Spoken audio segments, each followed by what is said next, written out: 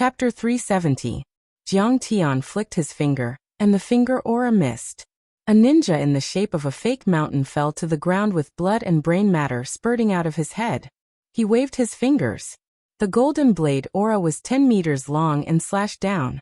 The samurai swords in the hands of 3 kendo masters shattered, and were cut in half at the waist. Blood flowed out of their intestines, and they didn't even know how they died.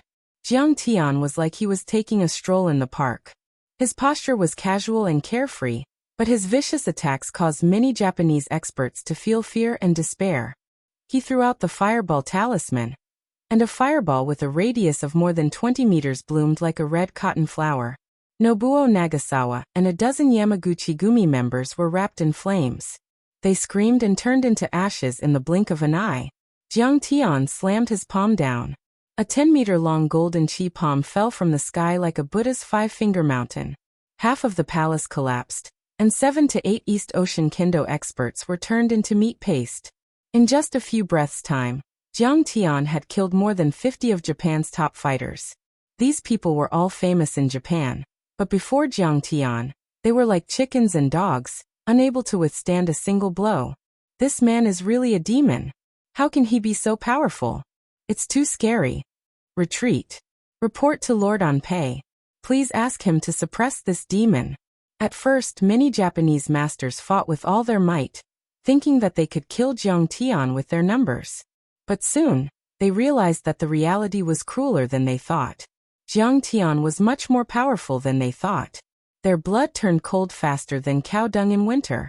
They were completely desperate. They turned around and ran in all directions. Jiang Tian wanted to laugh. Samurai spirit? They were just deceiving themselves. When encountering a true expert, they were more cowardly than anyone else in the face of the threat of death. The only ones who dared to resist were Miyamoto Takeo, Yagyu Shinyu, and a few other Japanese masters. However, they were almost beaten up like stray dogs by Jiang Tian. Yagyu Masayuki was a renowned jonin in the dark world of Japan. He practiced earth element ninjutsu, and was as powerful as a perfected cultivator of ethereal enlightenment. His combat prowess was comparable to a transcendent grandmaster. Yellow earth ninjutsu, earth drill. His body transformed into a dark and gloomy earth element aura, hiding in the fake mountains and walls, appearing and disappearing like a ghost as he cast a secret art to attack Jiang Tian. As Jiang Tian activated his ninjutsu, a series of ninjutsu carried the yellow earth, like an earth dragon, suddenly turned into a sharp and sinister long awl, appeared between Jiang Tian's legs and suddenly stabbed out. Motherfucker, the Japanese are really evil. Jiang Tian directly stepped on the mound. In the distance, Yagyu Masahiro was hit by the backfire of his ninjutsu. Whoa. He spat out a mouthful of blood. His concealment ninjutsu had failed. He clutched his chest and staggered out from the wall, his face pale. Even as he was about to dodge, a shadow appeared in front of him. Wait, don't kill me. Seeing Jiang Tian's cold eyes, Yagyu Masayuki was terrified. He didn't have time to dodge.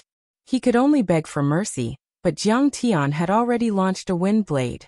Puff. A gash appeared on Yagyu Masayuki's neck.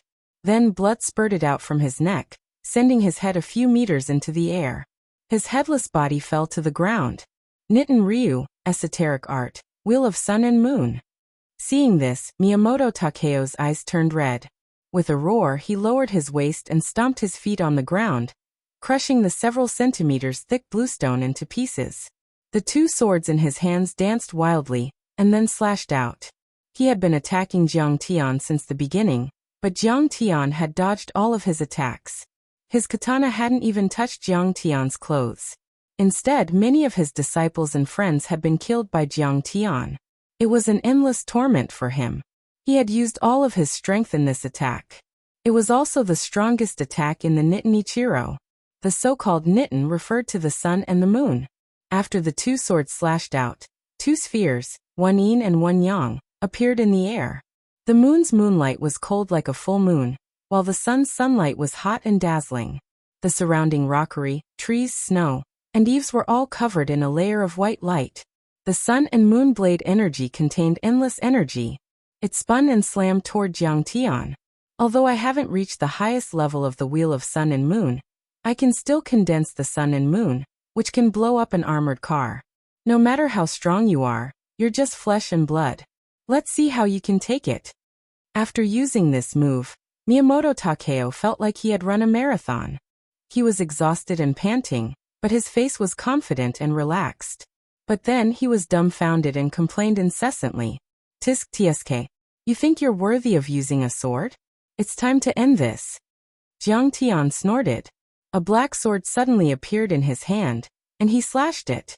The black sword slashed out a black line. After the slash, the energy of the Great Yin and Great Yang were like paper, shattering tragically. Damn it! How is this possible? Miyamoto Takeo's eyes were filled with shock. He couldn't believe what had just happened. He had never met a worthy opponent since he mastered the Nitten Ichiryu esoteric technique. He had killed countless Western martial arts masters, ancient Muay Thai masters, African black witchcraft masters, awakened Esper ability users, and even Indian yoga masters. He had never lost a single one. No, you can't break this move of mine, he roared and wanted to charge forward again. Miyamoto, you're no match for him. Back off. Suddenly, a voice came from the cave in the cliff hundreds of meters away. A figure crossed the distance of hundreds of meters, and suddenly appeared in front of Jiang Tian. Mr. Ampere is here. We're saved. Seeing Ampere come out of nowhere, the members of the Japanese martial arts organizations all knelt on the ground as if they had seen a god. Mr. Ampere. Even Miyamoto Takeo knelt on the ground and worshipped the famous Grand Onmyoji. Master Ampere, please kill this bastard and protect the dignity of the Japanese. Mr. Ampere, 13 of our Haga ninjas have died. Please avenge us. Mr. Ampere, President Changza is dead. Over 100 members of the Yamaguchi-gumi have died. Many Japanese overlords started to complain like children who had been beaten up by their parents. The most powerful fighter has come out. This is the end of Master Kang's life. Li Jianqi's heart skipped a beat as he saw the man appear. His eyes were filled with fear and concern. Why does he look so familiar? I think I've seen him on the news before. He was with the Prime Minister during a national event in Japan. Yuan Ning and Qin Jiafu were also shocked. This old man looked very old and his teeth were about to fall out. However, based on his powerful aura, it was clear that he was not easy to deal with. Japanese Grand Onmyoji Ampere Chinkong. Li Jinju clenched her fists so tightly that her fingernails dug into her palms. Her eyes were filled with hatred. He was born in the Ampere family of Japan. He is the one who turned Lord Tanjuan's family into puppets. He is also the one who turned me into a half-human half-ghost. You are a transcendent grandmaster and know Dharma spells. You are a cultivator of both Dharma spells and martial arts, am I right? Anpei Chinkong was wearing a black high crown and a loose robe with a wide belt. His hair and beard were all white, making him look like a benevolent Taoist master. His old face showed a bit of astonishment as he looked at Jiang Tiandao inquisitively. You have a good eye, old man. What do you think? Are you scared? If you are, kneel down and surrender to me. I will spare your life. Jiang Tian's words were enough to infuriate anyone. The only person in Wuxia who is as young as you and has such a high cultivation level should be Grandmaster Jiang, who shocked the world. Ampere Chinkong wasn't angry. He looked at Jiang Tian and said with a cold smile, That's right, it's me. Anpei Chinkong was slightly shocked when he saw that it was indeed Jiang Tian. His aura froze for a moment before he asked in a cold voice, Grandmaster Jiang, our Cherry Blossom Society has no enmity with you. Why have you attacked our Cherry Blossom Society and killed so many people? Do I need a reason to kill a Japanese devil if I want to? Jiang Tian's infuriating skills were on full display again. Many Japanese overlords were so angry that their eyes turned red. Good. Very good. Grandmaster Jiang's aura is indeed soaring to the heavens. His domineering aura soaring to the heavens. Ampere Chinkong was not angry. Instead, he laughed. However, the next second, his face turned serious and he cracked a vicious smile. I've heard of your achievements. I heard that you've defeated Wang Chongyan at the Chinese Association of Singapore. You even killed the Russian expert Xiao Bin in July. Your achievements are glorious, and you're invincible. However, Do you know what the Cherry Blossom Society means in Japan? It is like Blue Storm in the United States or the Pantheon in Western Europe. It is a superpower with a history of more than 100 years. It has countless kendo grandmasters, grand onmyojis, immortal state ninjas, and even immortal state fighters. Furthermore, they have the support of Matsushita, Yamamoto, Sumitomo, and many other megacorporations. Their wealth can rival countries, and they have as many experts as there are clouds in the sky.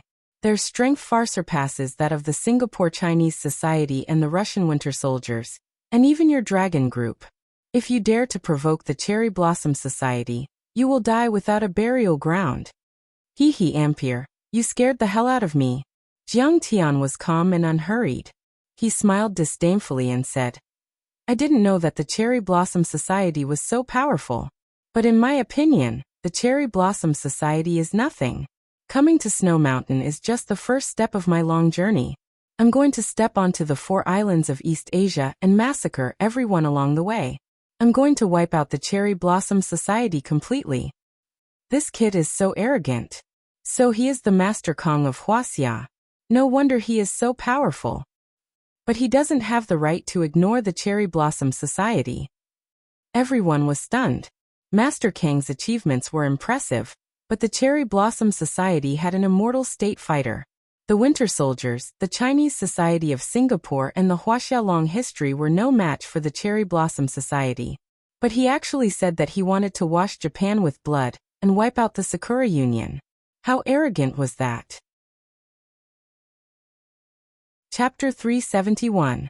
It was like an ant trying to shake a tree. Very well, Kong Taechu, I admit that you are powerful. But if you want to wipe out the entire Cherry Blossom Society, you have to get through me first. Ampere Ching Kong sneered and pulled out a bronze bell from his waist. It was mottled with copper rust and carried an ancient aura. He shook it quickly. Ghost summoning bell. Jiang Tian's face changed slightly. He looked at the bell curiously. It was very similar to the ghost summoning bell, a common Dharma artifact in the cultivation world. It was powerful enough to control ghosts and ghosts. As the bell rang, Ampere Ching Kong began to chant. His voice was dry and hoarse, like the sound of a broken arrow. But it had a soul-stirring power. Sorrow City, look at the dark clouds in the sky. They cover the sun. It is like a gloomy world of despair. His voice was low and sorrowful, and a feeling of extreme sorrow and despair pervaded the air. Those who heard it, even if they didn't understand Japanese, got goosebumps just from the low and rough accent. Their eyes reddened, and they couldn't help but want to cry. My loved ones are gone. My lover is dead. I sit in the dark and weep silently. The chanting voice was very low, and every word was like a bullet that pierced through everyone's heart, causing them great pain. Jiang Tian knew that this was a popular short poem in ancient Japan. It was called haiku. The rhythm was beautiful and the emotion was strong. In ancient Japan, it was like the poems of the Tang dynasty and the Song dynasty. Everyone could sing where there was water.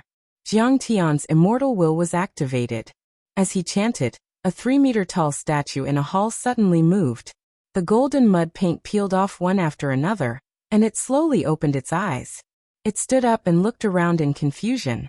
At this time, Jiang Tian noticed that vine-like pipes had actually spread out from his back, connecting to the dozen or so followers of Lord Tan's branch around him. The tubes were made of flesh membrane like tentacles. Blood and pieces of flesh flowed inside, and were injected into the body of the monster. It was full of vitality. The dozen or so followers of Lord Tan's lineage had already become haggard and skinny. Jiang Tian discovered that their blood and qi had long dried up. They were like dried corpses. Their eyes were tightly shut and they were motionless. This is an evil technique that devours flesh and blood. With one look, Jiang Tian understood what was going on. He felt disgusted. This method was similar to how Qiaobin used the Taotai fish to absorb the blood vitality of martial artists. It was forcefully stripping and using the strength of other cultivators for his own use. It was even more primitive. Unexpectedly, it was directly injected into his body without any conversion. It was as if he was eating a living person. I looked down on the common people. Mortals are like ants, and human lives are like grass. In a mere few decades, they will be reduced to dust and soil. The haiku continued to chant. It was like a wake-up call, awakening the monster's spirit and consciousness. Break the clouds. I am the great demonic god that walks time. I can devour the heavens and devour the earth. I can use the flesh and blood of mortals like you as my nourishment to strengthen my body. Your life will continue in my body. The haiku suddenly changed its style. It was full of murderous aura and domineering aura, shocking people. Roar. The monster roared at the sky. Its roar shook the heavens and earth. Its body trembled and dust flew. Its body grew taller and taller, reaching more than 4 meters. Everyone was shaken by its roar. They all turned to look at the main hall. The monster's body grew taller again. It tore off many flesh tubes, causing blood to spurt out. With a rumble, it tore a hole in the roof of the main hall. It was already 4 meters tall, and its chest was exposed. What is this thing? Yuan Ning, Chen Jiafu, and the others were frightened out of their wits. Too scary. What kind of monster is this? Many people's faces changed drastically. They were terrified. The world changes. It is as unpredictable as the clouds in the sky. I am also temperamental. I can take away lives at will and destroy everything wantonly. As the haiku chanted, the monster grew taller again. Its body was 6 meters tall. Its hair was disheveled. It had a green face and fangs. Its only eye was looking at the sky. It roared like a fierce tiger, stopping the clouds in the sky and startling the flying snow. It took a step forward. Walls and houses collapsed. The earth shook. Dust and bricks flew everywhere. It walked out of the main hall and revealed its true appearance.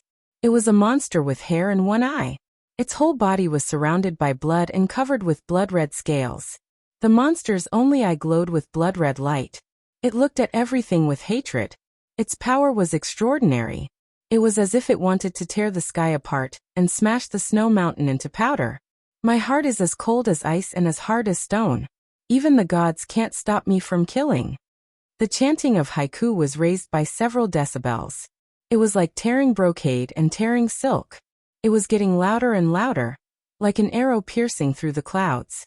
The monster's body expanded again. It was more than 10 meters tall.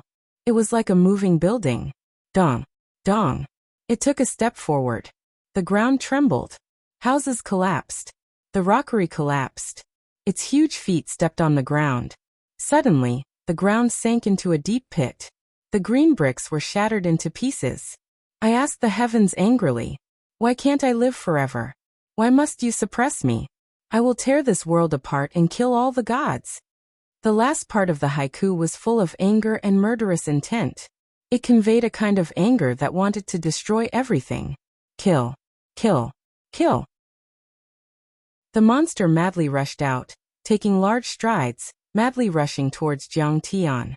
He was like a raging bulldozer, rampaging through everything in his path. Dust flew into the air as the walls of the courtyard collapsed one after another. Loud bangs rang out in succession as the halls of the courtyard were sent flying. The ground trembled like the skin of a drum, and even large trees that required a person to wrap their arms around were sent flying by the impact. Is this a shikigami? Something's not right. Jiang Tian looked at Anpei Qingkong and asked curiously. Shikigami, also known as shikigami, were spirits or monsters that were raised by onmyoges to serve their master. The ancestor of the Anpei family was Anpei Qingkong, who was known as Jiang Zia. He was the one who created the shikigami. It was said that he had 12 shikigami under his command. He used spells to summon and control each shikigami. Each shikigami was invincible on the battlefield. During the Edo period, Anpei Qingkong and his family were highly valued by the Tokugawa shogunate. However, according to Jiang Tian's understanding, shikigami should be spirits. They were more powerful than ghost soldiers, ghost generals, and ghost kings, but they should be a kind of soul energy. Originally, spirit-branded retainers were also enshrined in temples and worshipped by believers and countrymen. They were formed from the accumulation of psychokinesis. However, this monster didn't rely on soul energy or the power of faith to survive. Instead, it fed on human flesh. It also had a physical body and was full of vitality. It was purely physical, so it didn't look like a shikigami. Humph. Do we need those old Shikigami to kill you? This is the new Shikigami raised by the Onpei family, the ancestor of zombies, Ingo.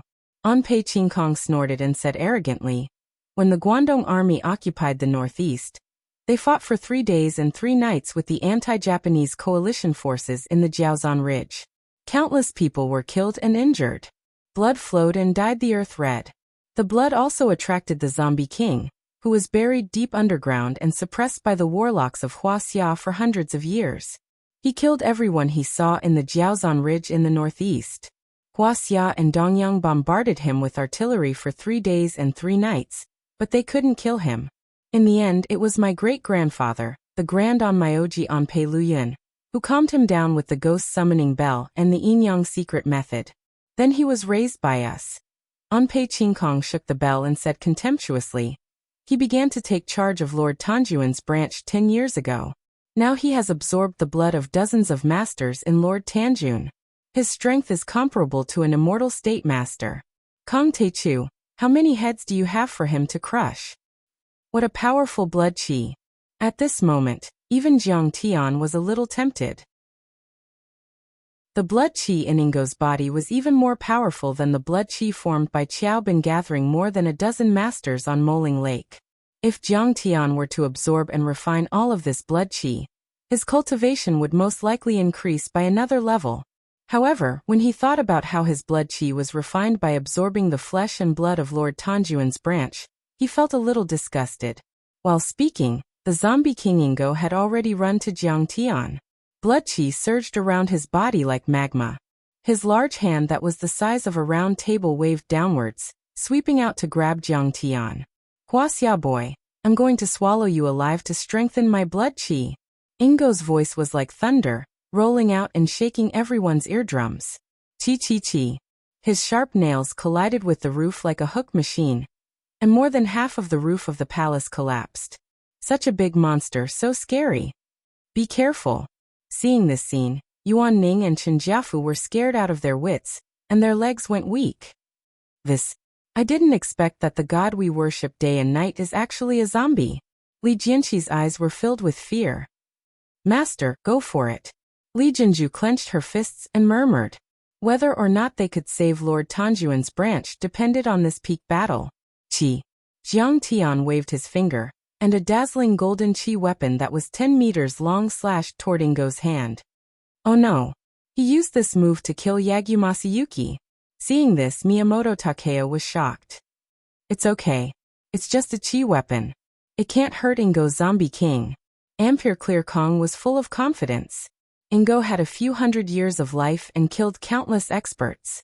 He was also invincible on the Sino-Japanese battlefield. He could swallow the blood of hundreds of Huaxia soldiers in one breath and turn them into dried corpses. In the battles between the Japanese and international powerhouses, he had never lost a single battle. Martial arts grandmasters, mixed martial arts experts, S-level superhumans, werewolves and blood breeds were all killed by Ingo. According to the legends, Jiang Tian was very powerful. It was said that he was half an immortal state warrior, or even an immortal state warrior. However, Ampere Clear Kong had just sensed Jiang Tian's power, and found that he didn't have the energy of a powerful martial artist. He guessed that Jiang Tian was just an ordinary transcendent grandmaster. If he was just an ordinary transcendent grandmaster, he would be no match for Ingo. As expected, Ingo's hand was cut off by the wind blade, but it was immediately pulled back by the blood qi and reformed. Then it continued to grab at Jiang Tian. Jiang Tian dodged the attack, and his body rose higher and higher. He waved his hands in the air. Chapter 372. Instantly, hundreds of wind blades flew out as if they were free, forming a dazzling golden wind blade dragon that swept toward Ingo like a hurricane. Tyrannical blood spear.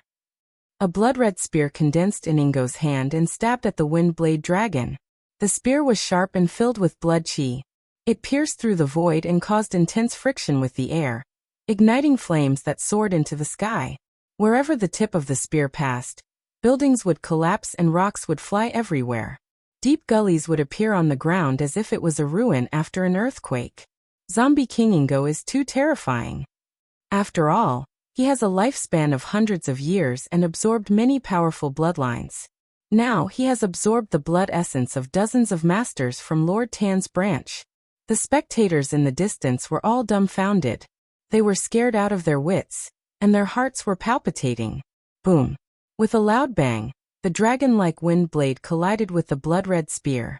It was like a huge explosion, and waves of monstrous air blasted out in all directions. As the air waves rolled, the palaces collapsed one after another. The towering trees that could be hugged by two people were snapped in half. The millstone-like boulders were thrown away as if they were thrown by a catapult, flying hundreds of meters away before crashing to the ground. Experts like Onpei Chinkong and Miyamoto Takeo were fine. With the protection of the yin-yang technique, they were fine. But the experts of the Yamaguchi Gumi were miserable. Some of them vomited blood and fell to the ground, while others were cut into pieces by the wind blades and debris. Yuan Ning, watch out. Seeing a piece of stone flying toward them, Chen Jiafu quickly pushed Yuan Ning aside and protected her with his body. Bang! The place where Yuan Ning was originally at was smashed into a mess by a huge rock, and the building was shattered. Thank you. For the first time, Yuan Ning felt the warmth from Chen Jiafu and smiled gratefully. Chen Jiafu just smiled honestly. This zombie king is really terrifying. I wonder if Master Kong can create a miracle this time. Li Jianqi was frightened, and white sweat appeared on his face. Father, Master Kong is like a divine dragon in the sky. He can do it. Li Jinju's clenched fists tightened once more. Her expression was resolute as she looked expectantly at Jiang Tian's figure. The fate of Tanjuan's branch and the fate of the Xingyue Li family were all tied to Jiang Tian. If Jiang Tian failed, it would be useless even if lineage of Star and Moon got rid of Li Zirong. Li Zirong could find a new representative to seize control of lineage of Star and Moon's Li family. The only way was to get rid of Ingo and the other Japanese experts. At this time, the battle between Jiang Tian and the zombie king Ingo had already entered a white-hot state. Jiang Tian's Dao arts, magic treasures, and celestial martial arts were all unleashed. Wind blades, chi weapons, fireballs, and thunderclaps were all unleashed. Xiao Hei's flying sword flew around the mountain, piercing through the void. It was like a fortress, with tens of thousands of cannons firing at the same time. Ingo also used spears, giant fists, rocks, chains, and blades formed by blood chi to attack Jiang Tian. Ingo was a zombie king with a lifespan of several hundred years. He fed on flesh and blood, and was incomparably powerful. In history, he was on par with blood-sucking zombie king Jiangchen, zombie king Hanmei, and devil star zombie king Ho Qing. In the past few hundred years, he had killed many overlords, including many martial arts masters like the transcendent grandmasters. He had even escaped from an immortal state warrior, so his dharma power and attack power were not weak. However, he paled in comparison to Jiang Tian, who had been cultivating for 10,000 years. Xiao Hei's flying sword was the dharma treasure of the ancient heavenly court, and was much more powerful than ordinary dharma artifacts. Every time it cut him down, it would take away some of his blood chi and weaken his blood chi. Bang, bang, bang. There were continuous explosions and rocks flew everywhere. The earth shook and the mountains shook. The two of them fought from the back of the mountain to the front hall like two hurricanes. All the buildings in Tanjuan's Taoist palace collapsed. Old trees with hundreds of years of history were reduced to ashes. Artificial mountains and gardens were reduced to ruins and black soil. As Jiang Tian used his dharma spells and martial arts techniques, Jiang Tian suppressed Ingo's blood chi and suppressed him. In a hurry, he grabbed a few disciples of Tanjuan's branch and tore them apart. He didn't have enough people, so he grabbed a few members of the Yamaguchi Gumi and tourists and ate them alive. Finally, his blood chi recovered a little. Jiang Taichu, if you have the guts, don't use your strange sword or magic. Fight me with your physical body. He chewed hard with his big mouth, causing streams of blood and minced meat to spurt out from the corners of his mouth. He roared angrily, his voice sounding like muffled thunder that traveled miles away. I can absorb the blood essence of all the blood slaves of Lord Tan's branch at any time. You can't kill me. Really? Do you think you can withstand my kick? Jiang Tian put away Xiao Hei's flying sword and many dharma spells and sneered. Suddenly, he shot into the sky like a whistling arrow and disappeared in the blink of an eye. Did he run away? Someone looked up at the sky and tried to find Jiang Tian. He's really fast. Wuxia people are good at running away. Miyamoto Takeo wiped the cold sweat off his forehead and cursed angrily. He still had some lingering fear. He must be scared of Ingo. Anpei Qingkong smiled, but the next moment his face turned serious again. He said in a low voice, "But we can't underestimate this guy. He's a dual cultivator of Dharma spells and martial arts and has the divine state. He might come back again. We need to be more vigilant and bring 1 or 2 real Shikigami here." Kong Teichu, he ran away. Damn the martial artists of Wuxia. Ingo waved his fist and roared angrily. Is Grandmaster Jiang defeated? Li Jianxi's face was deathly pale. He wondered if he should quickly slip away. Yuan Ning and Chen Jiafu were stunned at first. Then they said in a hurry, "Let's go. Jiang Tian might be injured. Let's see if we can get in touch with him and help him." But at this moment, the area within a radius of 100 meters, a few hundred meters, a few miles, the sound of falling snow disappeared. The howling of the wind and the rustling of the pines in the forest also disappeared. Then, the screams of the injured, the cries of the dead tourists, the discussions and curses of the crowd, and even Ingo's angry roars all disappeared. The noisy Tanjun Daoist palace became extremely quiet. In fact, quiet was a relative term. In fact, the reason why all these noises disappeared was that everyone could only hear one sound. It was the low rumble of a heavy object breaking through the air at high speed. It sounded more like a huge rock that was thrown down from the clouds by a god, and was accelerating.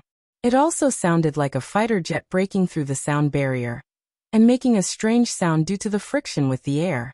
A monstrous pressure fell from the sky. Everyone couldn't stand up. They even had to kneel on the ground. With great difficulty, they looked up at the sky. They originally thought that they had repelled Jiang Tian, and were in a good mood. Their eyes were already filled with joy. But now they were suddenly occupied by deep fear and shock. That can't be Master Kong, right? As for Li Jianxi and Li Jinju, they were originally in despair and grief, but now they looked up at the sky with surprise and shock. For a moment, everyone raised their heads and looked at the direction of the terrifying rumbling sound in the sky. Dark clouds covered the sun, and heavy snow fell from the sky. In the shadows under the clouds, a small black dot fell from the sky, like a falling meteor. The black dot grew bigger and bigger, becoming the size of a fist and then the size of a basketball. Gradually, one could see that it was a human figure. The figure cut through the sky. His body was covered in blood like flames. He fell from hundreds of meters in the air, as if he had jumped down from the clouds. The terrifying speed broke through the air around his body, burning the snowflakes and spreading a semicircular mist. It was unknown whether it was because of the intense friction between his legs, but blood spurted out of his legs. This figure was like a meteor crashing to the ground. It was like a Dongfeng Earth penetrator missile that could penetrate the Earth dozens of meters. And below him was where Ingo stood. "You can't kill me." Ingo's blue face suddenly became ferocious. He opened his bloody mouth and roared at the sky. He held his hands up as if he was raising fire to burn the sky. This he didn't run. Miyamoto Takeo was shocked. He felt the pressure of the violent aura and spat out blood. His body was on the verge of collapse. This wasn't the true chi of a martial artist, nor was it the chi of heaven and earth. It was just pure air. But under the powerful force of this rapid kick, even the air became a lethal weapon. Waves of air blasted onto the ground, causing snow to flutter, ice to shatter, dust to fly, and basketball-sized rocks to scatter all over the ground. 9 Dragons Protection Art. With an old shout, Anpei Qingkong's hands trembled violently. His yin-yang master spiritual power gushed out and gathered the chi of heaven and earth around him. Then he looked up. His frightened eyes passed through the fluttering snowflakes and saw a foot. The foot was wearing a pair of very ordinary hiking shoes. The soles of the shoes were new and clean. There was no dust, only a little snow. After all, there was snow on the road today. The moment he saw this foot, a thought uncontrollably appeared in Anpei Qingkong's mind. Death had come. When everyone saw Jiang Tian's figure, Ingo's arrogant and unyielding body was already kneeling on the ground. Boom. His knees and feet, which supported his body, smashed the hard bluestone into pieces. He gritted his teeth and coughed. Hot blood spurted out of his nose. He struggled to raise his head. His eyes were gradually filled with fear. He grabbed a 3-meter-long rockery and raised it above his head like a shield. He wanted to block this terrible blow.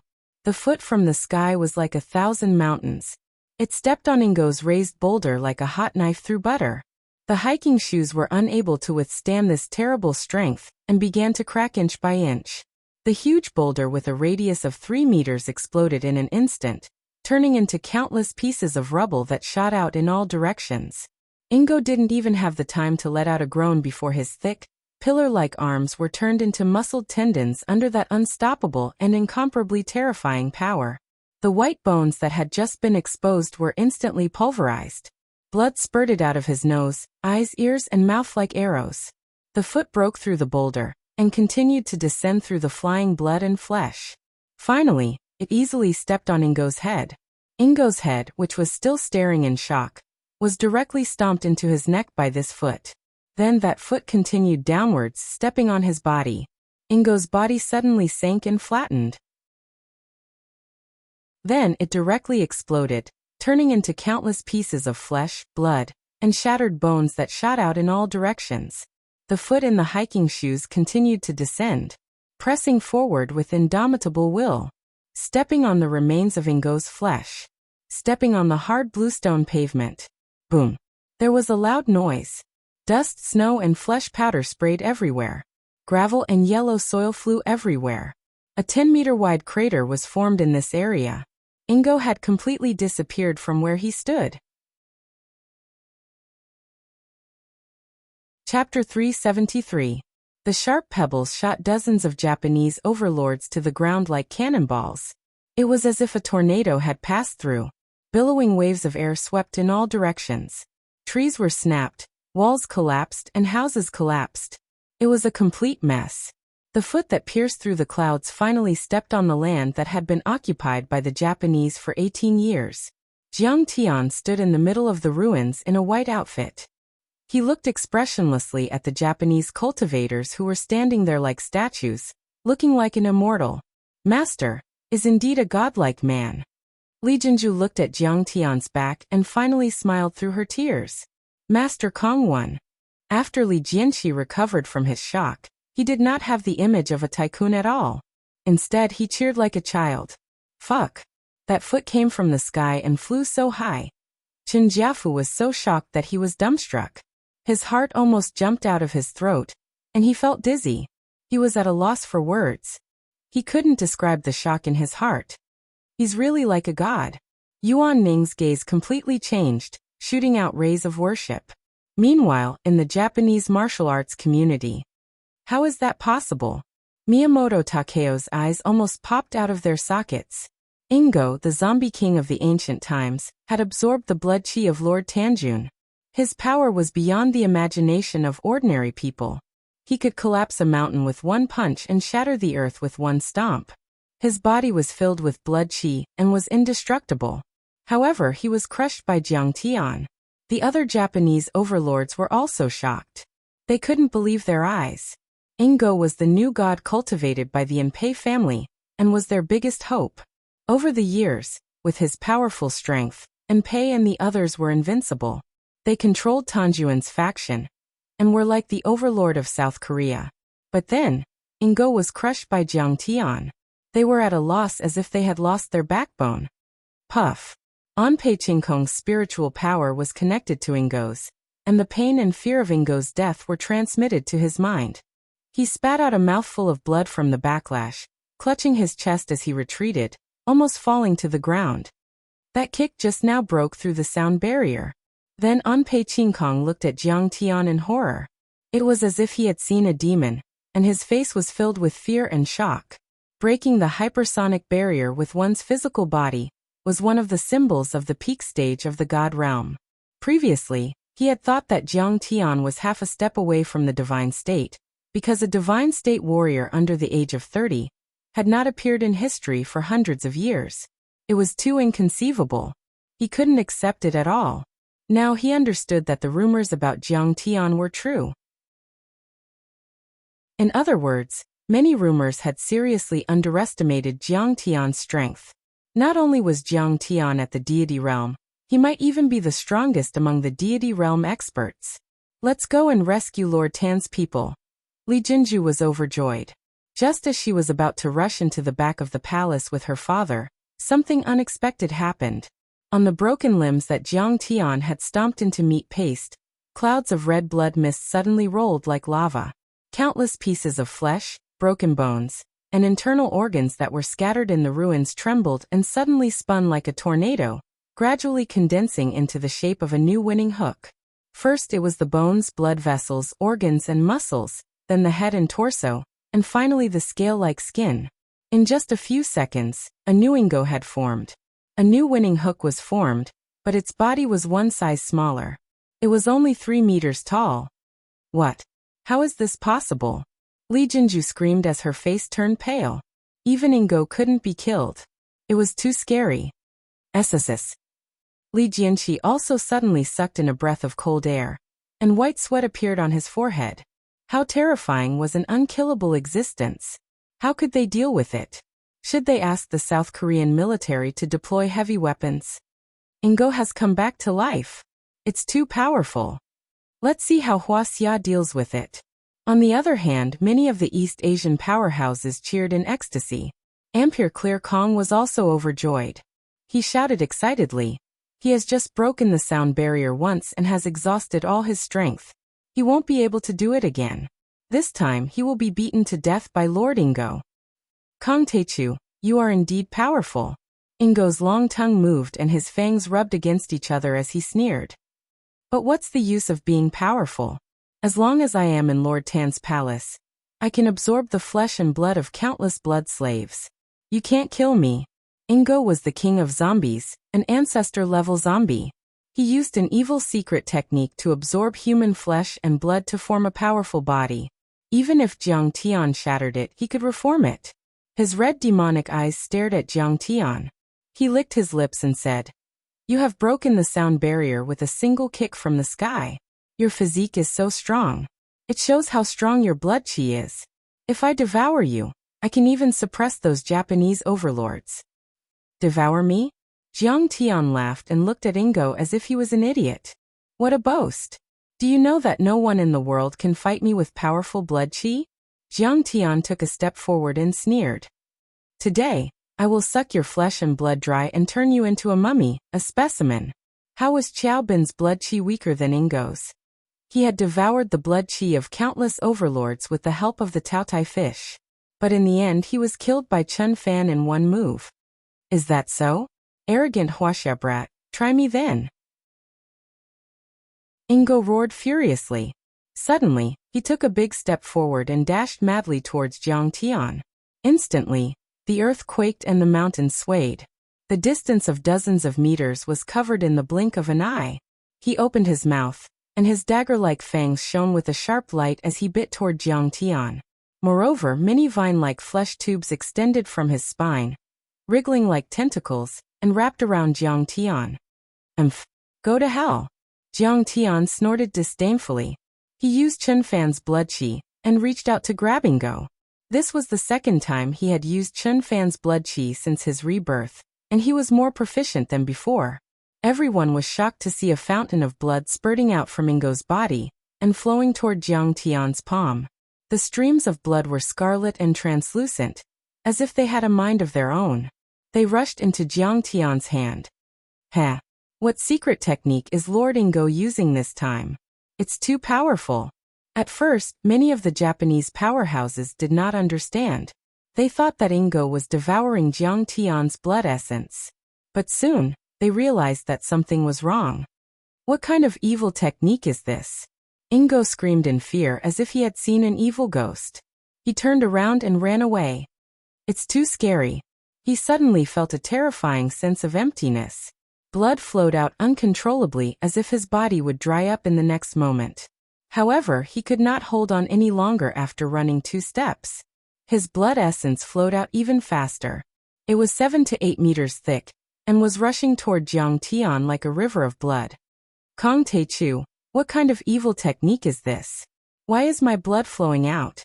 Let go of me. Ingo struggled with all his might, roaring angrily. His terrifying roars and screams spread for several miles. A mere zombie that devours rotten flesh. Your technique is extremely crude, and you claim to be immortal. What a joke. But Jiang Tian would not stop. He sneered and unleashed the Jinjin Shogo to the extreme. The blood ball between his fingers kept shrinking and turning from liquid to solid. It also went from the size of a basketball to the size of an egg. Every time the blood ball increased in size, it would shrink again. The solid red ball also condensed and became like a ruby, sparkling and translucent, sparkling and dazzling. Everyone, let's save Lord Ingo together. Ampere Chinkong's expression changed drastically as he shouted. You want to win with numbers? What kind of waves could a bunch of ants cause? You're courting death. Jiang Tian opened his left hand and continued to absorb Ingo's blood essence. With a light shake of his right hand, Xiao Hei's flying sword tore through the air with a strange howl. Today he was going to start a massacre. More than a dozen Nitin first-rate Japanese kendo experts rushed forward and surrounded Jiang Tian in a semicircle. They jumped high into the air and slashed down with the katanas in their hands. This was the joint attack of the Nitin Ichiryu, also known as the combined slash. The dozen kendo masters jumped, fell, and slashed at the same time. The blade chi converged into a massive blade chi that spanned 10 meters across the sky. It was as powerful as an attack from a half-step immortal state warrior. However, before their swords could reach their target, sizzle, sizzle, sizzle, sizzle, sizzle, sizzle, sizzle, blood arrows shot out one after another. Xiao Hei's flying sword turned into a black light and pierced through the chests of the sword masters one after another. The blood arrows were almost connected from head to tail, and their trajectories formed a smooth arc thump. Thump. 18 kendo masters fell to the ground at the same time. None of them managed to escape. Art of Yin-Yang. Heart Curse Array. While the 18 kendo masters attacked, the Grand Onmyoji of the Ampere family also made their move. They shifted their positions and stepped onto the array formation. Simultaneously, they formed hand seals and shot out beams of white light from their eyes as they poured their spiritual energy into Anpei Chinkong. On the other hand, Anpei's eyes flickered with a bright light. He formed a profound seal with his hands and spat out an obscure haiku. He pointed at Jiang Tian in the air and shouted explosively, "Break!" Mantra, Annihilation. Although Onmyoji had a different name, they were similar to Dharma spells and witchcraft. They could control the chi of heaven and earth and cast spells in the air. Only Ingo, a new god, was more powerful than the others. Ampere Clear Sky decided to gather the mental power of the Onmyojis and used the word of truth to kill Jiang Tian. As soon as he pointed at Jiang Tian's organs, muscles, and bones trembled violently as his body swelled. That feeling was as if a towering tree was about to grow out of his body and forcefully burst it apart. You want to destroy my divine body with a mere spell? Dream on. Jiang Tian let out a long howl as he circulated the seventh gold divine technique, causing his skin, muscles, and bones to contract, and it was like a spring that had been tightened and emitted a wave of cracking sounds. Chapter 374. Bang! Jiang Tian forcefully squeezed out a formless spell's mental power, causing it to explode in all directions. How can his body be so strong? It seems to be made of steel. Is he an unkillable cockroach? Meanwhile, Ampere Chinkong and the other powerful magicians all took a step back, staring at Jiang Tian in shock and fear. I can't accept this. How can I die? At this moment, Ingo suddenly let out an extremely shrill howl. In the end, his body stiffened, and he stopped struggling and became motionless. His body had shrunk to the size of a 5 or 6-year-old child. He was all skin and bones. His eye sockets were sunken. On the blue stone ground, there were messy scratches with bloodstains. He had actually used both of his hands to forcefully grab the ground. It could be seen how much pain he had suffered before he died. The blood ball in Jiang Tian's hand had shrunk to the size of a fist. It had absorbed all of Ingo's blood chi. What? Is Lord Ingo really dead? What should we do? Everyone was terrified, their eyes filled with fear. The Japanese overlords didn't dare to attack anymore. They backed away step by step. Kong Teichu was too terrifying. He could even kill Ingo. He was like a demon from hell. Master Kong, please spare my life. Miyamoto Takeo was overwhelmed by despair and fear. He knelt on the ground and trembled. Lord Ingo. Although the new god fed on flesh and blood and didn't rely on soul energy, he was powerful enough to suppress some of the older Shikigami. He was much more powerful than the average Kendo Grand Teachers and immortal ninjas. And yet, he had been sucked dry by Jiang Tian. Master Kong, please spare our lives. We are willing to follow Master Kong. We will fight wherever you point. Grandmaster Jiang, we submit. Please spare our lives. Fear seemed to be contagious. The other Japanese overlords all knelt on the ground, fearing that Jiang Tian would kill them. No matter if they were kendo masters, first-class ninjas, or gang members, at this moment, all of them were kneeling on the ground in submission, worshipping Jiang Tian as if they were worshipping a god. Some were even bawling loudly with snot bubbles coming out of their noses. That kind of ugliness was simply indescribable. In the end, even Pei Qingkong knelt down. His aged face was covered in humiliation, sorrow, and despair, and he kept silent as if he was at the mercy of others.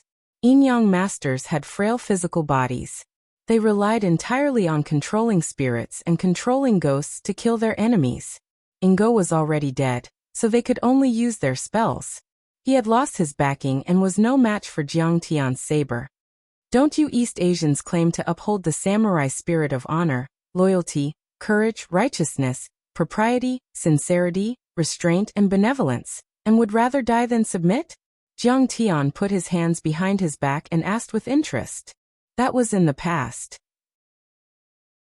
We have to keep up with the times. We respect the strong, and we will submit to whoever is strong. Miyamoto Takeo was like a loyal dog that had just met its master. He squeezed out a flattering smile and moved his knees toward Jiang Tian. Master Kong, we are willing to submit to you and be your lackeys. I am a kendo master, which is equivalent to a grandmaster in Wuxia. They are quite powerful too. At this moment, he still had some confidence in himself. After all, they were all powerful fighters, and Jiang Tian would need their help if he wanted to take over South Korea. You are just a bunch of East Asians. How dare you be my lackeys? To their surprise, Jiang Tian smirked and swung his right hand. The little black flying dagger shot out again. Sizzle, sizzle, sizzle, sizzle. Blood splattered everywhere, and many East Asians were beheaded before they could even scream. The little black flying dagger was also faster than the speed of sound, and these people were killed before they could react. Even Miyamoto Takeo did not manage to escape. His head was sliced open by the black flying dagger. Master Kong, if you kill me, you will regret it. Only Ampere Clear Sky managed to let out a cry of surprise. Ha! Why? Jiang Tian's divine will moved. The little black flying dagger stopped 3 inches away from Ampere Clear Sky's chest. Master Kong, please spare my life. Ampere Clear Sky's face was pale, and his lips were trembling. I thought you had some backbone, but you are just the same. You also know how to beg for your life.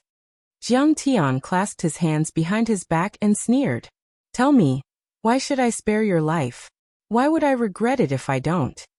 Master Kong, the Ampere family is one of the top Yin-Yang master families in East Asia, and we rule over Kyushu. Ampere Clear Sky trembled. Also, the Ampere family worships Nomiya Shrine, one of the 4 major shrines in East Asia. A real god is sleeping there, and he is 10 times more powerful than Ingo. So what? I said before, I want to exterminate them all, not leaving a single one alive. Jiang Tian said with a cold smile. Ampere Clear Sky wanted to scare Jiang Tian, but seeing that his plan had failed, he quickly came up with another plan. Grandmaster Jiang, if you insist on destroying these shrines, I can act as your guide. What the hell, a guide?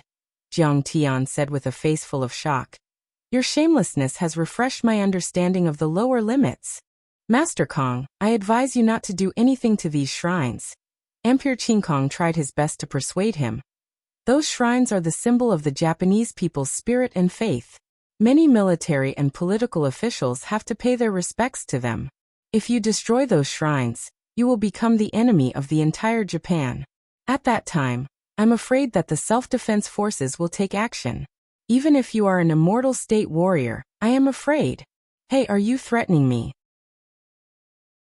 Jiang Tian glared at him as if to say, Kid, I finally got you. My lord, I wouldn't dare. I am just giving you a friendly reminder. Ampere Clear Sky was so shocked that he almost jumped out of his seat and shouted.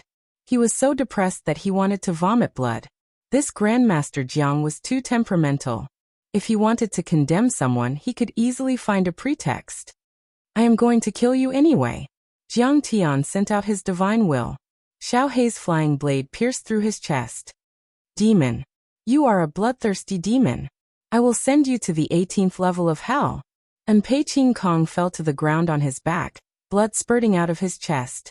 He screamed angrily, but his breathing was weak.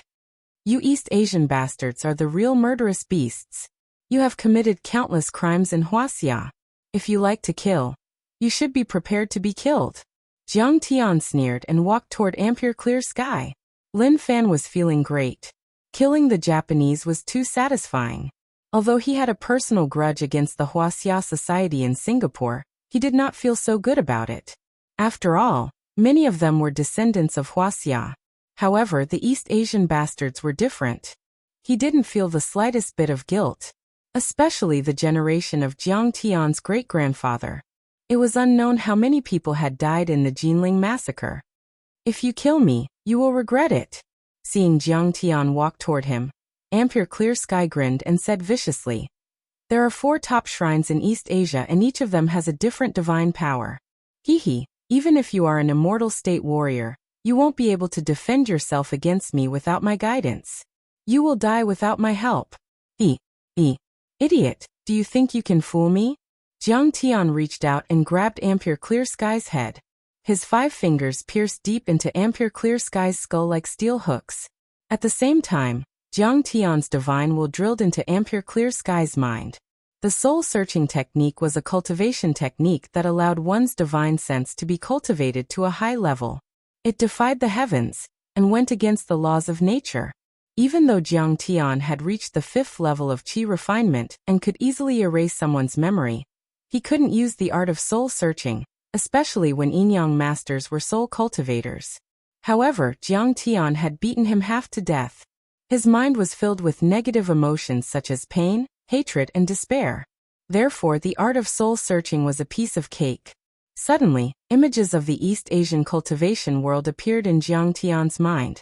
Jiang Tian took all of Ampere Clear Sky's memories. Meanwhile, Ampere Clear Sky's body twitched violently. Blood spurted out from his eyes, nose, mouth, and mouth. In the end, his eyes dimmed and he passed away.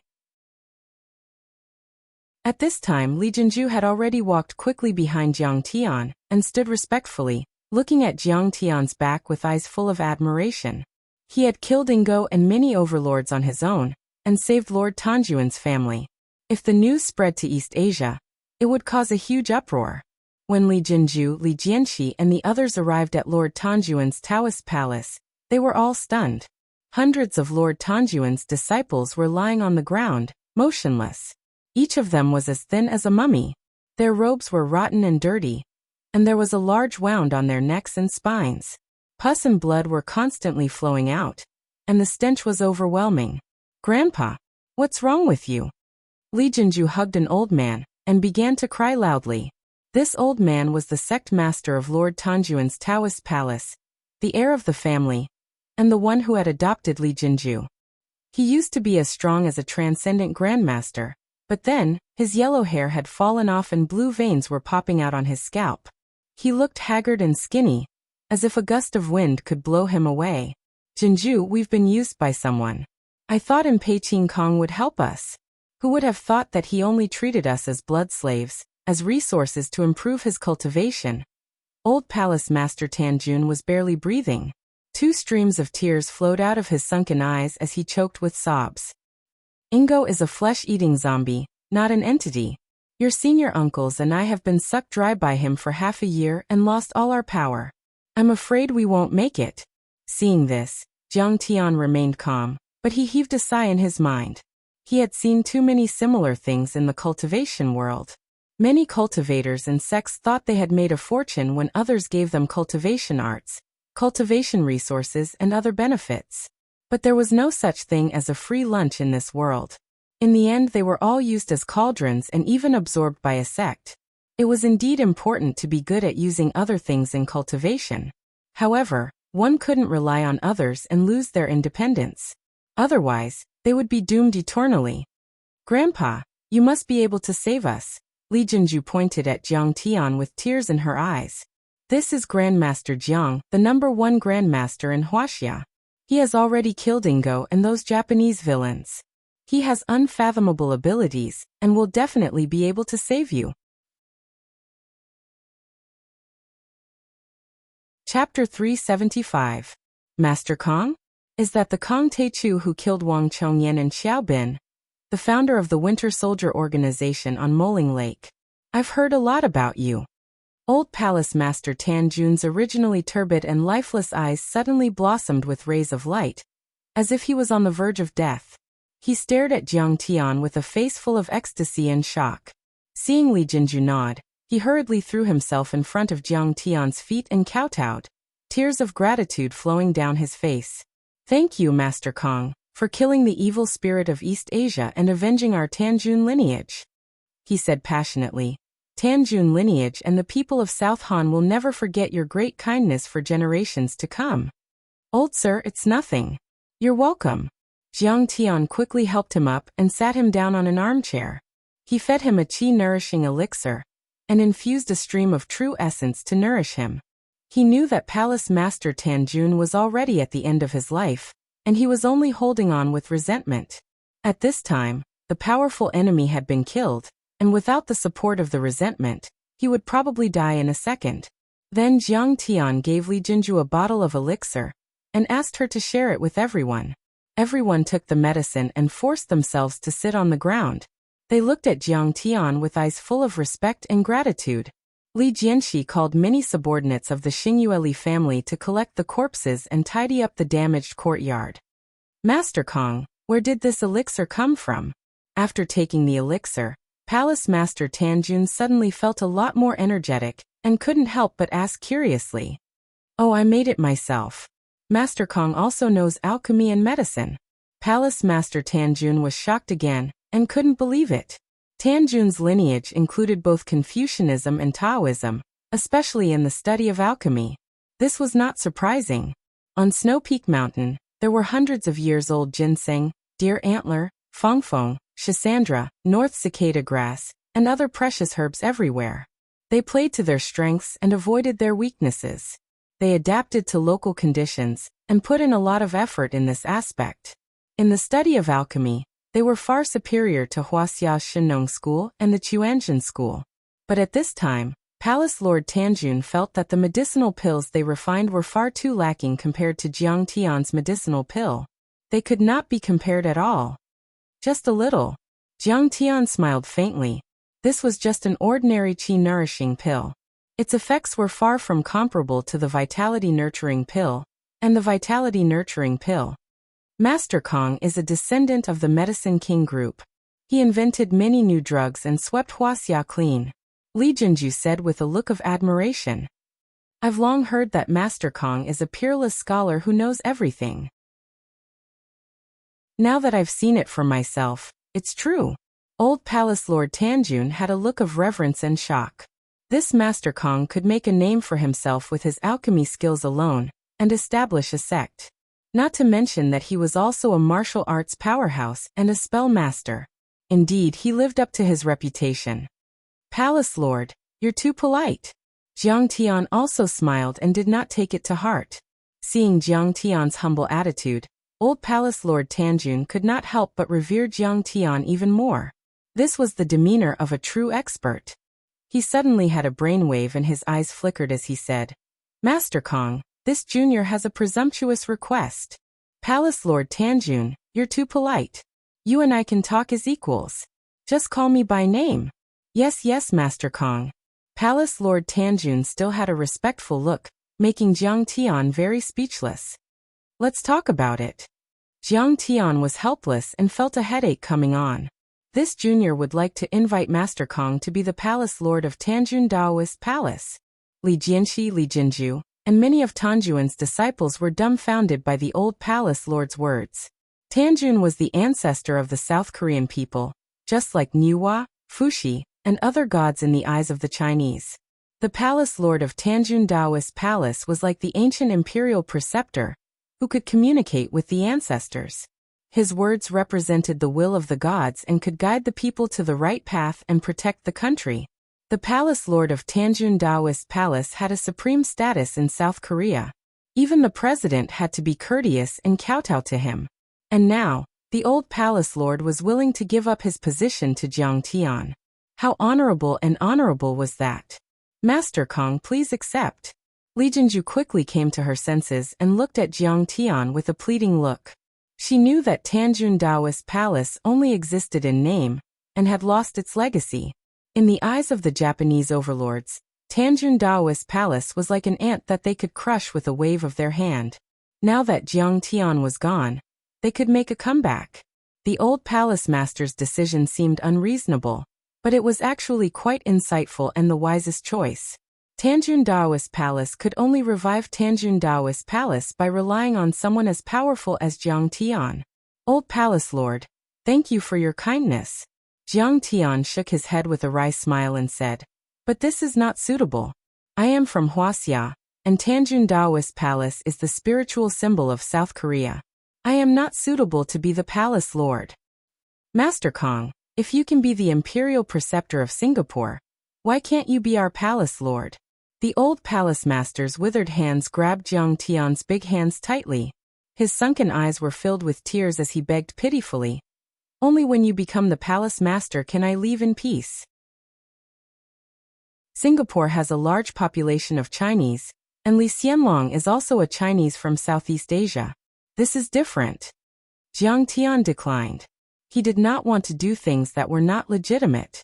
His position was not stable, and it was troublesome. Master Kong, if you don't agree, this old man will kneel before you. The old palace lord stood up with tears streaming down his face and knelt down.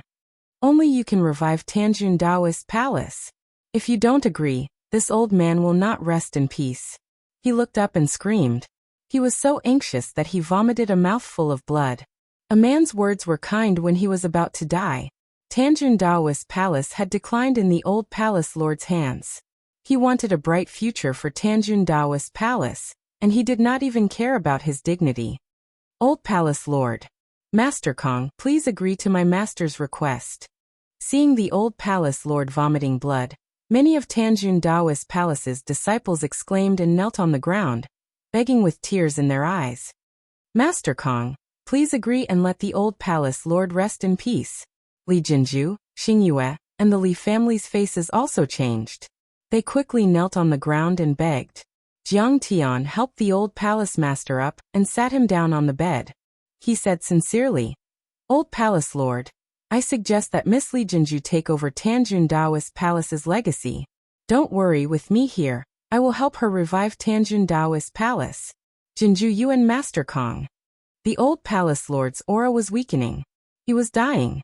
In fact, the old palace lord had not figured out the relationship between Jiang Tian and Li Jinju. It happened so suddenly that he did not have time to explain. He is Jinju's lover. Don't worry.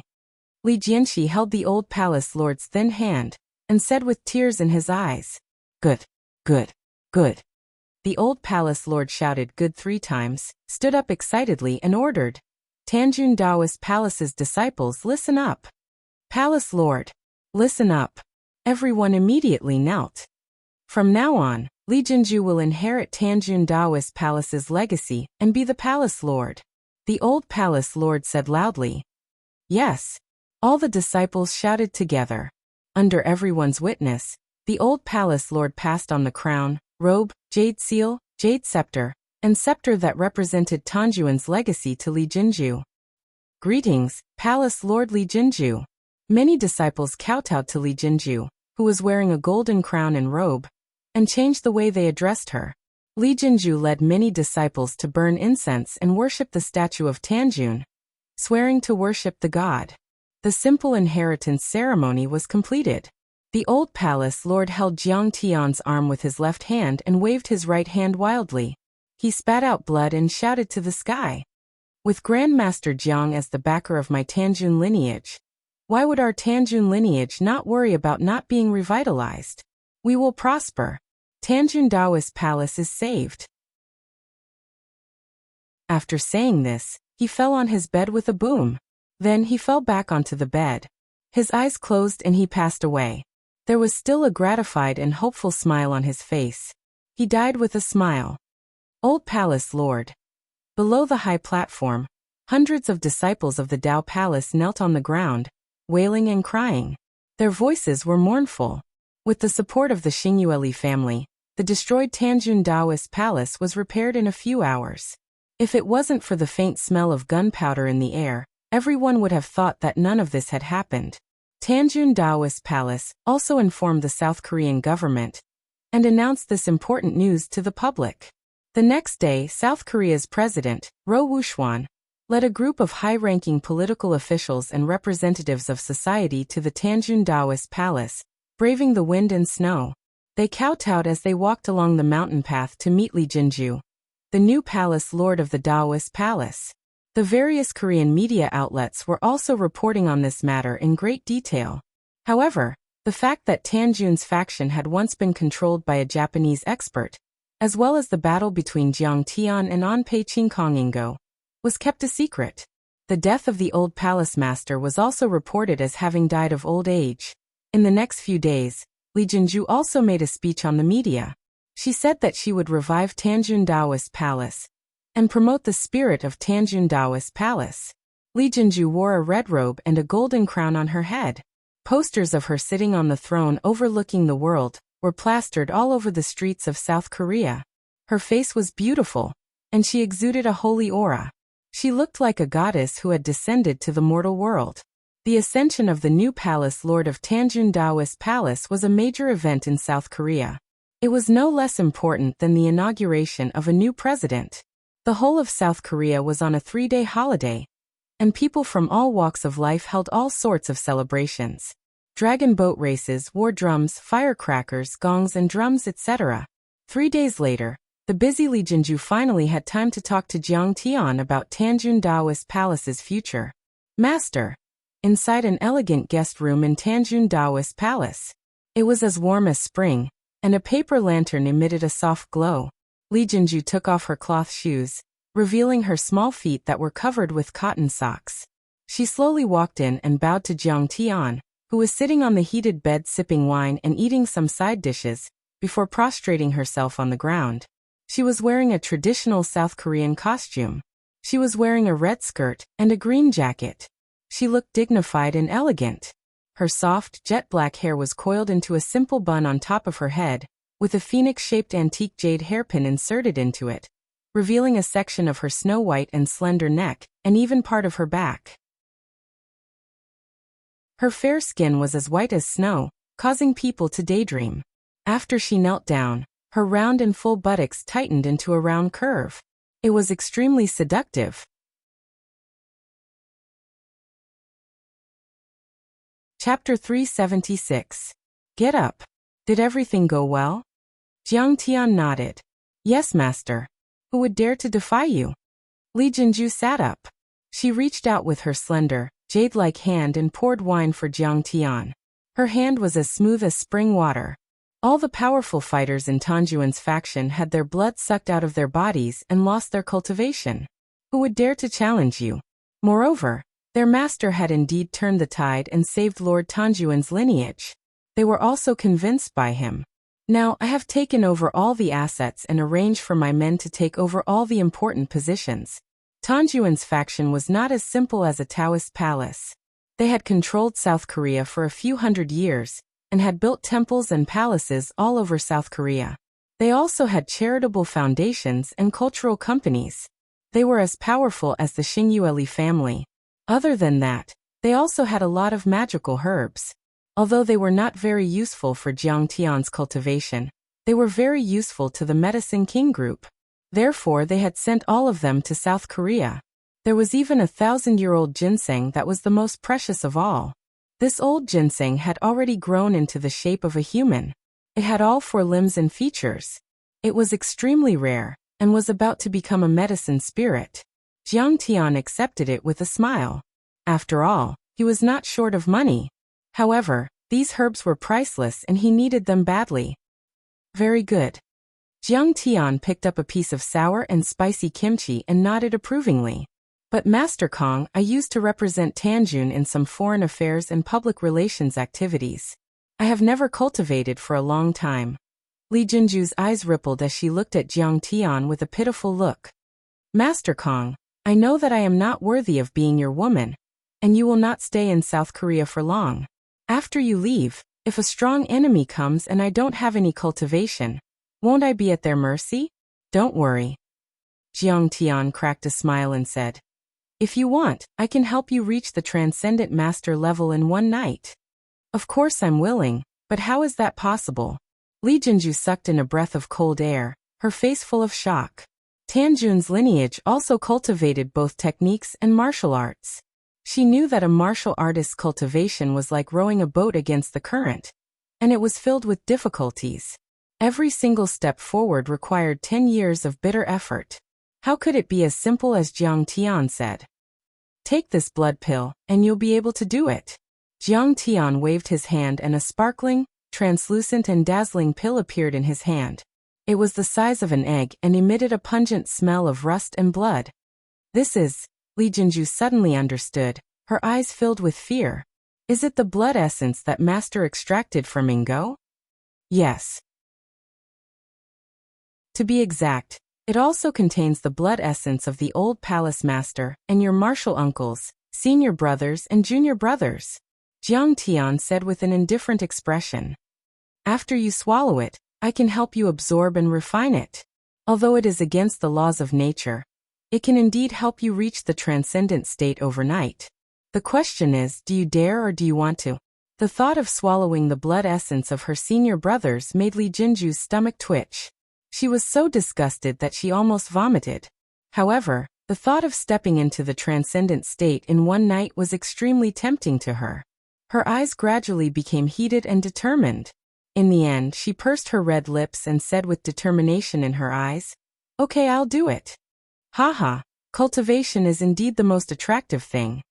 Jiang Tian looked at Li Jinju who was choking on the blood pill, and shook his head gently. He took a sip of liquor.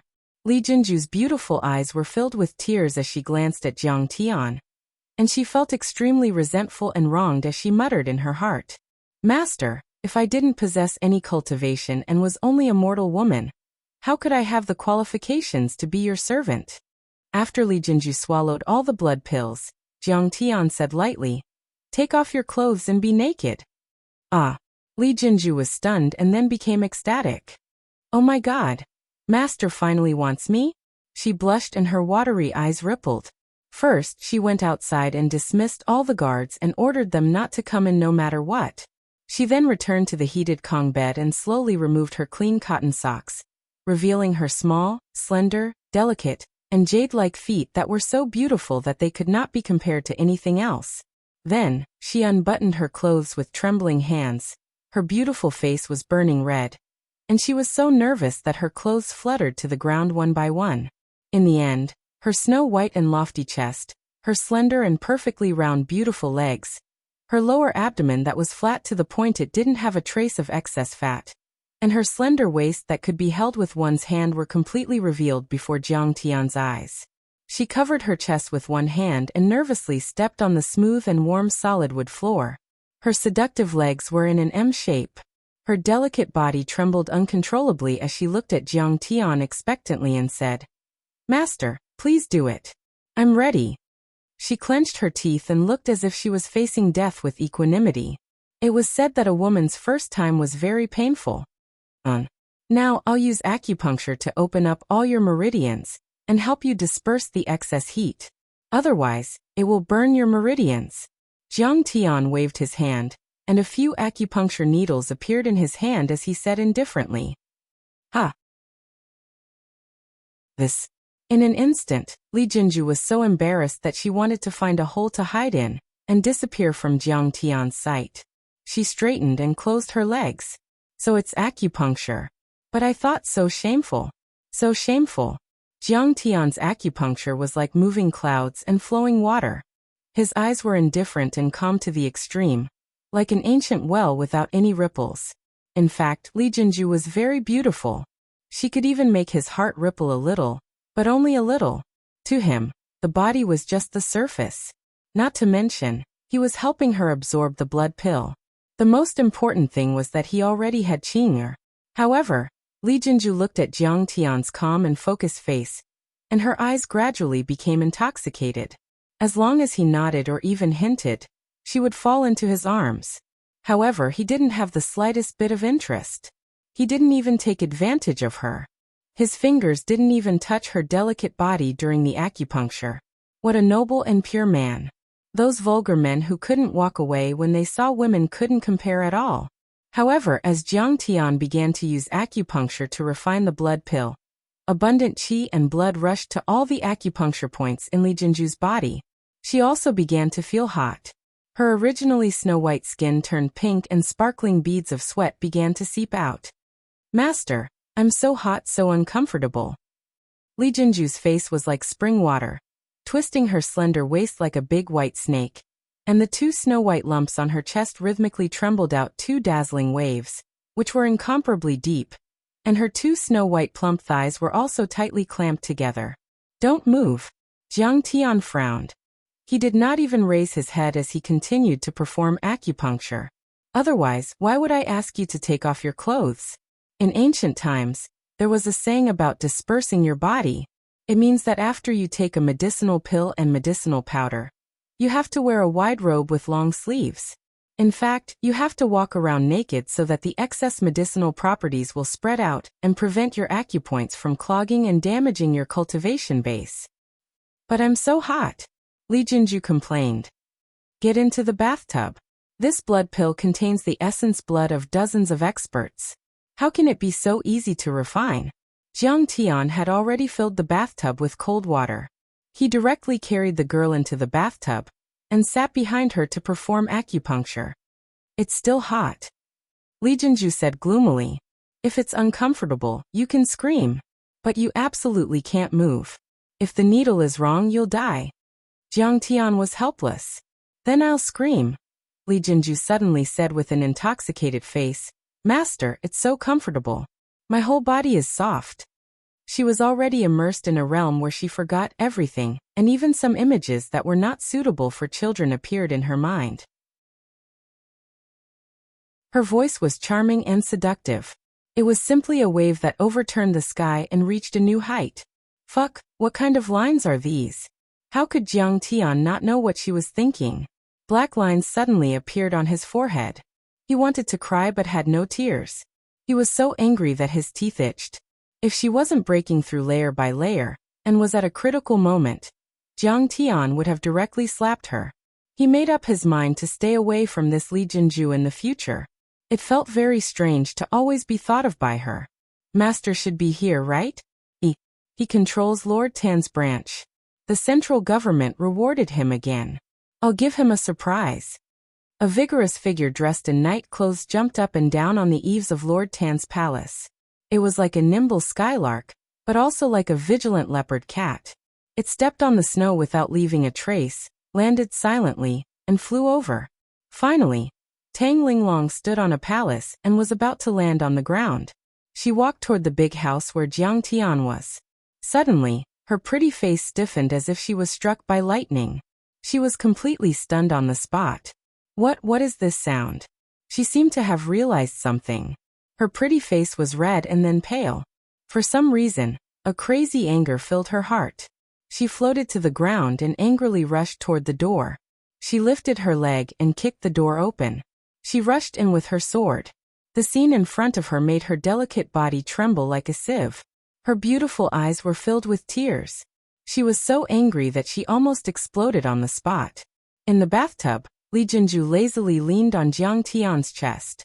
Her pretty face was red and full of satisfaction and joy. Jiang Tian also lazily leaned on the inner wall of the bathtub, looking weak. But when they saw Tang Linglong suddenly come in, both of them were shocked. Even a fool would know what had just happened. How dare you seduce my master? Go to hell. Tang Linglong was so angry that her full chest violently heaved. Her voice was like the sad cry of an injured little beast. She raised her hand and stabbed her sword. The cold light flickered and was incomparably sharp, piercing toward Li Jinju's neck. What are you doing? Jiang Tian frowned and shouted. With a wave of his hand, a huge pressure blasted out. Tang Linglong was shocked and flew out of the door.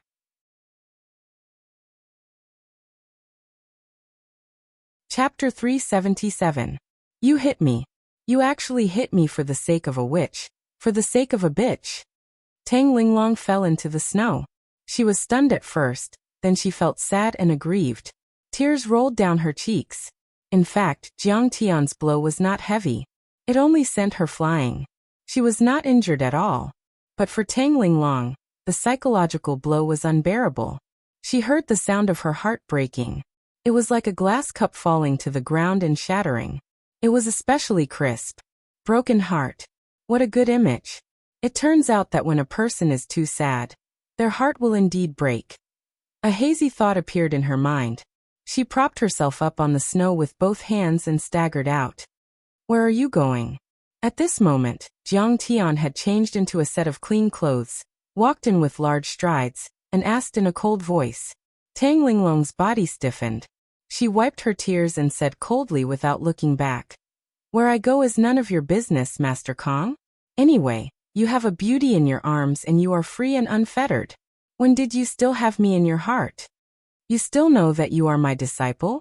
How dare you talk to me like that? How dare you? Jiang Tian raised his eyebrows and flew into a rage. You can do it, so why can't I say it? You keep saying that you love Sister Qinger, but what about now? Tang Linglong said stubbornly. The truth is not what you think. Jiang Tian forced himself to calm down and said angrily. I have seen it. What else can the truth be? Master Kong has divine sense. If I didn't sneak in, I wouldn't have seen your true face, Master Kong. Tang Linglong's tone was cold and full of sarcasm, but there were big drops of tears falling from her beautiful eyes. My true face. What kind of attitude is this? Fine, if you want to leave, then leave. Jiang Tian was annoyed. When had he ever explained anything to anyone? Why don't you explain? Tang Linglong's body stiffened slightly and she asked sadly with tears. Do I need to explain to you? Remember, you are only my disciple. Jiang Tian's voice suddenly turned cold. He turned his head and shouted, Li Jinju, where the hell did you go? Prepare another room for me. He left without looking back. Yes, I'm only your disciple. I'm only your disciple. A disciple that can be expelled from the sect and abandoned like a pair of worn-out shoes. If a disciple dies, he can take in another one. If you don't like it, you can hit and scold them as you wish. Tang Linglong clutched her chest and clenched her teeth. Her face was full of tears as she kept sobbing. You want me to die cleanly, right? Fine, I'll die in front of you. In the next moment, she took a deep breath, and her beautiful face was filled with determination. She staggered out of the courtyard against the wind and snow and disappeared into the deep night. Jiang Tian did not take Tang Linglong's departure to heart. He directly entered a quiet room to meditate and cultivate. Her current cultivation was also very strong. Other than top experts like Xiaobin, not many people could hurt her. She was not a child anymore. Anpei Qingkong and many other experts who were stationed at Lord Tanjuan's place were killed by Jiang Tian along with the members of the Yamaguchi Gumi. Although the South Korean government kept a tight lid on the news, the earth-shattering battle between Jiang Tian and Ingo was witnessed by many tourists. The news still reached Japan a few days later. Kyushu Island, Nomiya Shrine. The courtyard was filled with cherry trees, acorns, bamboo cypresses, rockeries, and strange rocks. Black palaces overlapped one another. The environment was quiet, ancient, and pleasant. Stepping into the courtyard was like walking into the distant Edo period. In a tea room, for people were kneeling on tatami mats. Anpei Qingkong and the new Shinigami Ingo have fallen in Lord Tanjuan's Taoist palace. Anpei Jipping's gloomy eyes flashed with sorrow as he said these shocking words. He was already 100 years old, and was Anpei Qingkong's eldest brother. He was one of the top 3 Grand Onmyojis in Japan. His cultivation was many times stronger than Anpei Qingkong's. Wei Shuofeng of Lingnan, Wang Chongyan of Singapore, and Venerable Master Hongfian were all inferior to him. If there were any Japanese cultivators here, they would be shocked. The 4 people in the room were all top-tier overlords in Japan. If they worked together, they could dominate Kyushu. How is that possible? There is no one in South Korea who can kill Ingo. A Sword Dao great teacher who was close to 60 years old was in disbelief. His name was Nagaki Miyamoto, and he was the master of Nitin first-rate kendo. He had reached the level of a kendo grand teacher, and was rumored to be as powerful as an immortal state warrior. Although he was already in his 60s, he didn't look old at all. His thick eyebrows extended to his temples, and his nose bridge was high. His eyes were glinting brightly as he looked around. His back was as straight as an unsheathed sword, exuding a domineering aura. I heard that he is from Wuxia. Another man chimed in. His aura was dark and gloomy as if he had blended in with his surroundings. If he used ninjutsu, he could even disappear on the spot. He was one of the top ninjas in Haga, and one of the top 10 ninjas in Japan, Hattori Hanzo. Wuxia. Nagaki Miyamoto was shocked. Ingo is as powerful as an immortal state warrior, but there are no immortal state warriors in Wuxia. Even Yi Zhantian is only half an immortal state warrior, and is on par with Ingo. Could it be that an elite from the Yin sect of Wuxia has appeared? Ancient Wudang? Ancient Diansang? Or the sword cultivators of Mount Shu, ancient Kunlun? That's impossible. Hattori Hanzo pondered for a long time before finally shaking his head. From what I know, the cultivators of Wuxia's hidden sects pursue the supreme heavenly Tao in order to become immortals and gods and ascend. They have never interfered with the affairs of the mortal world. They didn't even intervene during the war between China and Japan. The Yin sect will not intervene unless it is the end of the world. And Pei Jipping nodded in agreement. Masters, I have received accurate information that the man is not from the Yin sect. He is an elite from the secular world of Wuxia. A charming woman in a black kimono with a white flower on her chest said with a smile. Her hair was tied up high, revealing her snow-white neck. She was about 40 years old, with a fiery figure and a curvaceous figure. She was as seductive as a honey peach, making one unable to resist the urge to take a bite. Ishii Yurin, an elite from the secular world. Could it be Yi Zhantian? When Nagaki Miyamoto looked at her, there was a burning desire in his eyes, but it quickly disappeared. A woman must be beautiful and filial. The widow, Ishii Yurina, was actually already a middle-aged woman, but her phoenix eyes were still as gentle as water. Her jade-like skin was set off by the black mourning clothes, making her appear even fairer. In addition, her chest was half hidden, and the alluring fragrance she emitted was enough to steal one's soul. Any man who saw her would want to press her down on the bed and ravage her. But even Nagaki Miyamoto dared not underestimate her. She was the current leader of the Yamaguchi-gumi, the largest yakuza organization in Japan. She was proficient in kendo, ninjutsu, and inyan jutsu. She was very powerful and ruthless.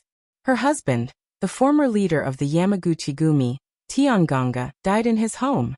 Rumor had it that it was her doing. But over the years, she had used bloody means to suppress the leaders who wanted to betray her and firmly controlled the Yamaguchi-gumi. In the entire Japan, she could do whatever she wanted. She could drink and chat with the mayor of Nagasaki, and was highly regarded by the higher-ups of the Sakura Society. She was known as the queen of the Japanese underground world. Nagaki Miyamoto was confident in his martial arts, but he did not want to touch her. Besides, at his level, what kind of beautiful woman was not at his fingertips? It's not him. Everyone, please look. Ishii Yurin smiled and put the tablet on the coffee table. She clicked on a video. The video was very short, only 5 seconds long. It was the scene of Jiang Tian falling from the sky and crushing Ingo with one foot. Hiss.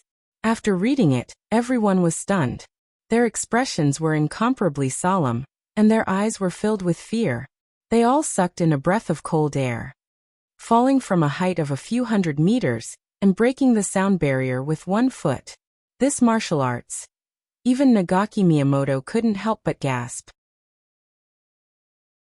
He said in a trembling voice, "And this person is so young. Where did he come from? He should be Kong Taechu from Wuxia. Abe Yashihei's face was solemn. He pondered for a long time and said slowly. As soon as the words came out, it was like a giant invisible sponge that absorbed all the noise. The entire tea room was dead silent. Only the faint sound of the black horseshoes under the eaves could be heard. Kong Taechu, the number 1 Grandmaster on the Divine Roll in Wuxia, the number 3 Overlord on the Dark Roll. He was said to have reached the immortal state, and was the youngest Overlord in the world. The number of famous overlords who had died in his hands was countless. Hong Tianzhao, Lin Zhenyu, Oyila, Grand Master Qinglian, Wang Chongyan, Xiaobin, and many other overlords from the Dark World, such as the King of Assassins, S-level mutants and werewolves. No one would dare to fight against such an overlord, unless it was a superpower. Even a small country like Singapore, which was economically powerful but militarily backward, had to rely on him and treat him as the state teacher of Singapore. It really is him. Even if Ishi Yulian was mentally prepared, when he really believed that this person was Jiang Taichu, his heart jumped and his face turned ugly. The other 3 were also shocked and surprised. They had never thought that Kong Taechu would come to South Korea and kill the Japanese overlord in Lord Tan's palace. What does he mean? Is he helping Lord Tan because he is on good terms with them? Or is he pointing his sword at the Japanese cultivation world? Nagaki Miyamoto furrowed his brows and asked. When these words came out, Ishii Yulian and Hattori Hanzo were both shocked and stunned. It was the first time in decades that someone pointed his sword at the Japanese cultivation world, and became the enemy of the Cherry Blossom Society. The Cherry Blossom Society was much more powerful than the Winter Soldiers, and the Chinese Society of Singapore. They had a long history and had many overlords. They were on par with the Blue Storm and the Palace of Gods. Besides, the Cherry Blossom Society was backed by the Japanese royal family, the government and the Japanese self-defense forces. Was Kong Taechu really that bold to fight against the Cherry Blossom Society? It was unbelievable.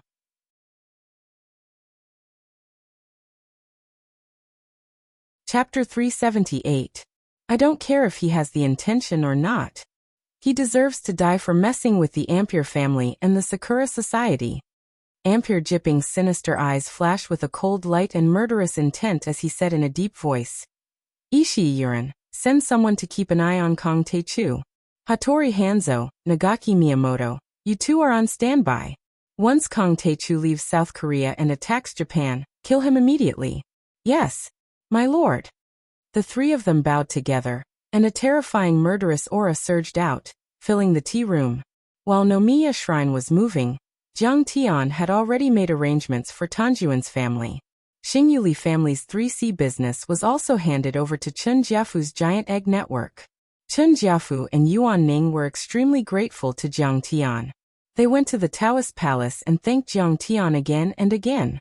It could be said that Jiang Tian only needed to say a few words to get the business that they had been begging for months without success. Grandmaster Jiang, we hope that you can come to Yanjing when you have the time. Let us do our part as a host and express our filial piety and gratitude. Yuan Ning and Chun Jiafu went to the Taoist palace together. After bidding farewell to Jiang Tian, they invited him with a smile. I will definitely go to Yanjing. Jiang Tian smiled, but a glint of sharpness flashed in his eyes. Seeing this, Yuan Ning's heart skipped a beat. She was worried for Song Shuangyan. She even saw the president of South Korea, Ro Wuyun, waiting outside to meet Jiang Tian.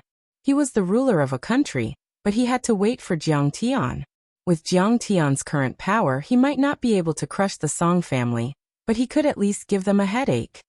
Grandmaster Jiang, that's great. We'll definitely welcome you with open arms. Chun Jiafu hadn't thought of this yet and said excitedly. In his heart, Master Kong was like a god.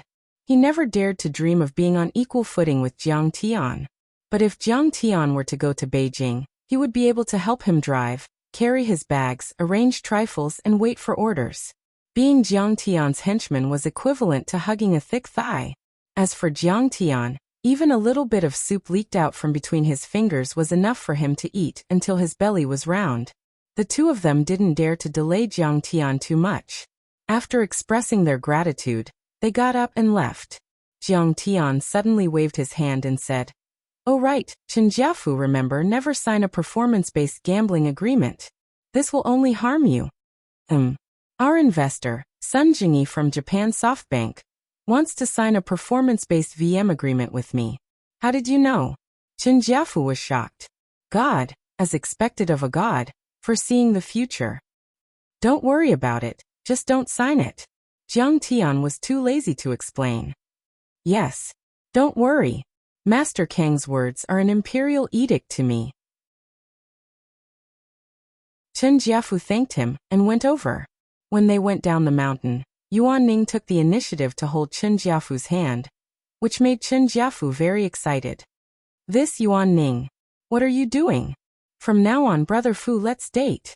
Yuan Ning's beautiful eyes curved into a beautiful crescent moon shape. This why? That day when Master Kong was fighting with the Zombie King, you pushed me away without caring about your own safety and blocked the flying rocks for me. From that day onwards, I decided. Yuan Ning held his hand tightly and smiled. I know you're not good with words, but you love me in your heart. Okay. I'll definitely treat you well. Chen Jiafu was so moved that his eyes turned red, and he once again thanked Jiang Tian in his heart. Damn, he could tell that there was a girlfriend just by watching a fight. The goddess actually fell in love with him. At noon, Li Jinju brought breakfast and served Jiang Tian. She said a little embarrassedly, Master, that day, did I cause some misunderstanding? What's with you shouting like that? If you dare to do that again, I'll slap you to death. It would have been better if she didn't mention this, but once she did, Jiang Tian was also a little angry, and he glared at her and scolded. Yes, master, this servant won't dare to do it again. Li Jinju was so scared that her face turned pale and she trembled. After waiting for Jiang Tian to finish eating, she put away the bowls and chopsticks and looked at Jiang Tian. Is that young lady from yesterday your disciple? Will this matter spread to your wife's ears? Don't worry, my wife trusts me a lot. She won't misunderstand. Jiang Tian said indifferently. Quickly putting this matter to the back of his mind, Jiang Tian left the room, pulled Li Jinju onto the flying sword, and quickly arrived at a place with abundant spiritual energy. Master, what are you doing? Li Jinju was puzzled. Jiang Tian took out a bunch of winchim grass seeds and planted them. He then set up a small spirit gathering formation at the side and said, This is very important to me. These few days I've been looking around Snow Peak and found that this place is suitable for planting. You have to look after it in the future. Don't let anyone take it away. Actually, from the moment Jiang Tian set foot on Snow Peak, he found that the spiritual energy here was much more abundant than that of Mount Fulong. However, he still couldn't move his entire family here. After all, the Jiang family's foundation was still in Jinling and the Medicine King group. He could only settle for the next best thing, which was to plant the winchim grass and absorb the spiritual energy here to make the vitality enhancement pill in the future. Yes, master. I'll guard it strictly. Li Jinju's expression turned serious, and she quickly agreed. Treat it as the most important secret. Don't let too many people know. Jiang Tian reminded her worriedly.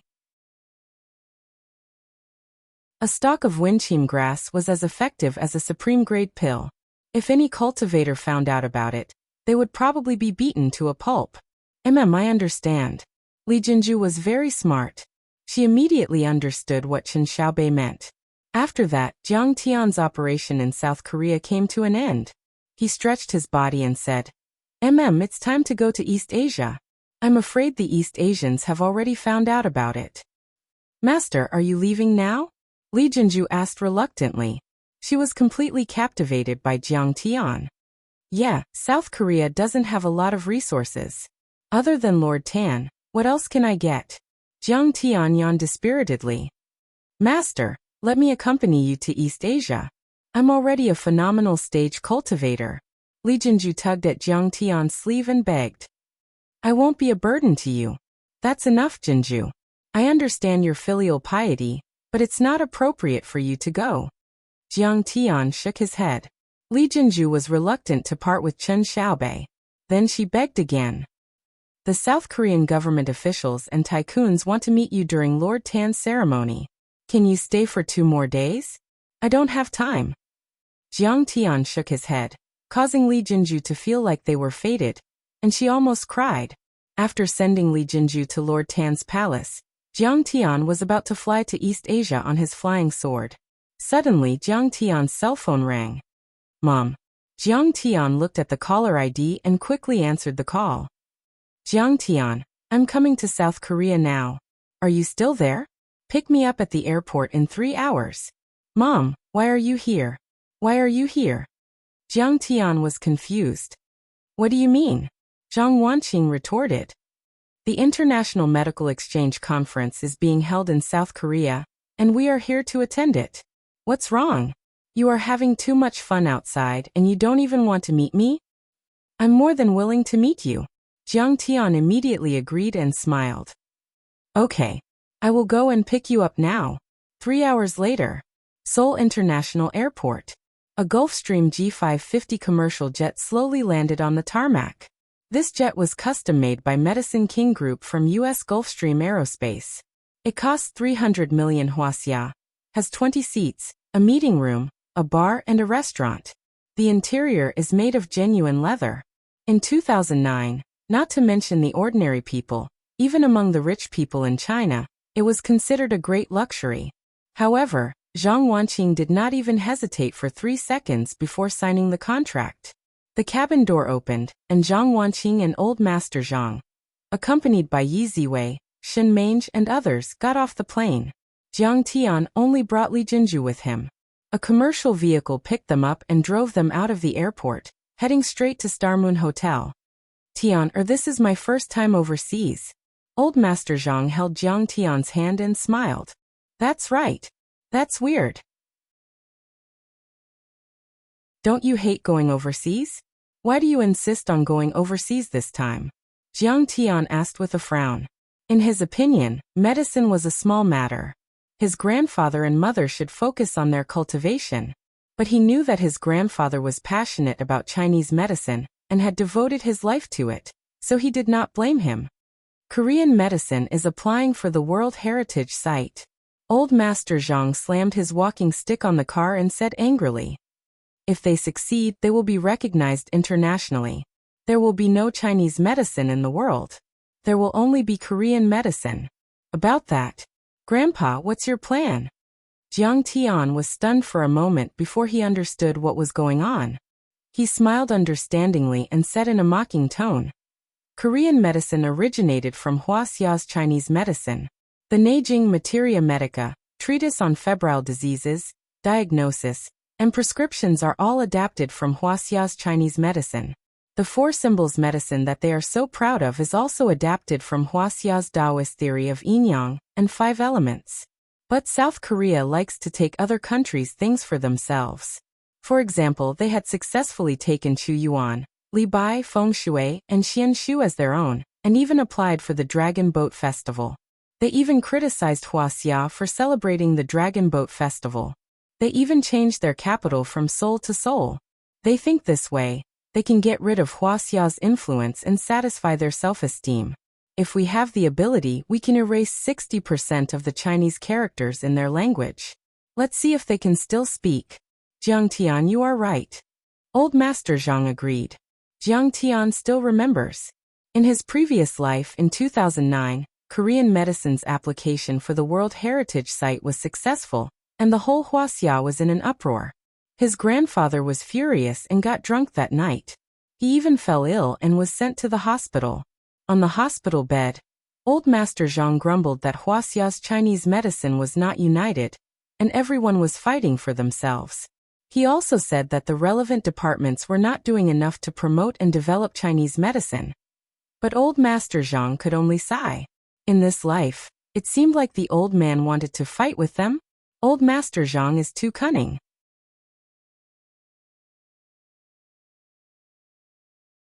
Chapter 379. Master, you're right. We will take this as a warning. At the side, Li Jinju's beautiful face was slightly red, full of shame. That's right. This girl is from South Korea, and she knows this. It would be great if all South Koreans are as sensible as her. A hint of pride and smugness appeared at the corners of the old man's eyes and eyebrows. The Chinese medicine people from the southern faction of China have elected me as the spokesperson of the Southern faction. They want to compete with the TKM in terms of medical skills, and have a talk with the staff of the World Intangible Cultural Heritage Preservation Group. He sighed. There's still a long way to go. Fine. Let's get them. Jiang Tian chimed in. Those bastards. As long as our Chinese medicine is still around, they won't be able to do anything to us. That's only one of the reasons. Other than that, we also found out that Medicine King Group's imitations have appeared in South Korea. Yi Ziwei frowned. Detoxification pill, small revitalizing pill. 7 of our core medicines, including the Rising Dragon Yijing pill, which is only sold to the military. What? These South Korean pirates are too arrogant. Jiang Tiandu was stunned and could not believe what he had just heard. The main ingredients were listed on the packaging of the medicine, but the ratio and manufacturing process would not be listed. If the South Korean pharmaceutical manufacturers were patient and capable of experimenting, they would be able to replicate Jiang Tian's formula. Of course, without the core component, the reactor, the effect would be greatly reduced. But if the dosage was increased, the effect would be much better than normal medicine. Li Jinju blushed and was speechless. She wished she could bury her head in her pants. These are the South Korean imitations, made by a company called Daewoo Pharmaceutical. Yi Ziwei took a few samples from the accompanying staff and handed them to Jiang Tiandao. Fuck. Plagiarist. Jiang Tian scanned the imitations with his divine sense. The ratio of the ingredients was almost the same, but the manufacturing was slightly different. Who is this old man? Looking like a sly old fox? Jiang Tian pointed at the picture of an old man with slicked back hair, gold-rimmed glasses and a white coat. Pu Qingtai. Yi Ziwei said, the chairman of South Korea's TKM Medical Association, the dean of Kyunghee University's TKM Medical School, the #1 doctor in South Korea's TKM Medical School, and the chairman of Daewoo Pharmaceutical. He's also the person in charge of the TKM application this time. Master, I know this person, Li Jinju hurriedly said. I can help you inform him to stop the infringement, make a public apology, and even pay compensation. I know you are a man of your word in South Korea. Waving his hand, Jiang Tian faintly said, but this is a battle between TCM and TKM, and it involves the righteousness of the nation. We can't rely on external forces, and we have to defeat them fairly. Yes, Master. Li Jinju hurriedly nodded. If it's not necessary, don't make a fuss. I'll take care of them myself, Jiang Tian said with a smile. Soon the car arrived at the Star Moon Hotel. Jiang Tian let Li Jinju leave first. After settling down with his family, they immediately went to the conference room on the 4th floor for a meeting. It turned out that the Jiang family was not the only one who came. There were also many reputable physicians in Wuxia. It could be said that the TKM application had caused an uproar in the TCM industry in Wuxia. Any one of these people was an expert in their respective fields. They were famous and could be the distinguished guests of high-ranking officials and rich people. Even socialites had to be courteous to them. Old Jiang, it's been a long journey. Madam Jiang, you're finally here. When Jiang Tian and his group walked in, many Chinese physicians stood up and warmly greeted Jiang Chongqing and his group. Jiang Chongqing was the representative of the Southern School of Medicine. A few years ago, Jiang Chongqing might be famous, but he wasn't the representative of the Southern School of Medicine. But ever since the Medicine King Corporation's new medicine was released, the Jiang family's status immediately rose. Jiang Chongqing was also regarded as the leader of the Southern School of Medicine. As for Jiang Tian, he had kept a low profile. His shocking medical skills were only known to the Jiang family, and outsiders did not know about it. They only treated him as the young master of the Jiang family. He was not bothered by their disrespect. He sat in the corner behind his grandfather and played with his phone. He was reading the information about Pu Qingtai's family that Li Jinju had sent him. Other than Jiang Chongqing, there was also a secretary of the TCM promotion department under the Ministry of Health. He was also the president of the Chinese Medicine Association. His name was Mo Zhengrong, and he was the leader of the TCM exchange team. Mo Zhengrong was in his 40s. He was wearing a black suit and white shirt, which was standard for an official. His hair was neatly combed. When it came to the development of TCM, he was eloquent and insightful. He seemed to be a scholarly official. With Jiang Changging's arrival, the atmosphere of the meeting reached a climax. Everyone rubbed their palms together. With old Jiang's presence, they were confident that the TKM team would be defeated. However, after Jiang Changging arrived, Emo Zhengrong did not start the meeting immediately. It was as if he was waiting for someone important. Elder Zhang is here. Zhang Yanghao, the leading figure of the northern faction and the expert of the Imperial Hospital. I heard that he's also the outer elder of Shinnong School. At this moment, a few people walked in. Everyone stood up in unison.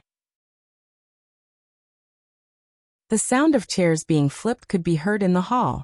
Everyone exclaimed. The northern faction was led by Zhang Yanghao, a veteran imperial doctor, accompanied by his disciple Chen Jisher.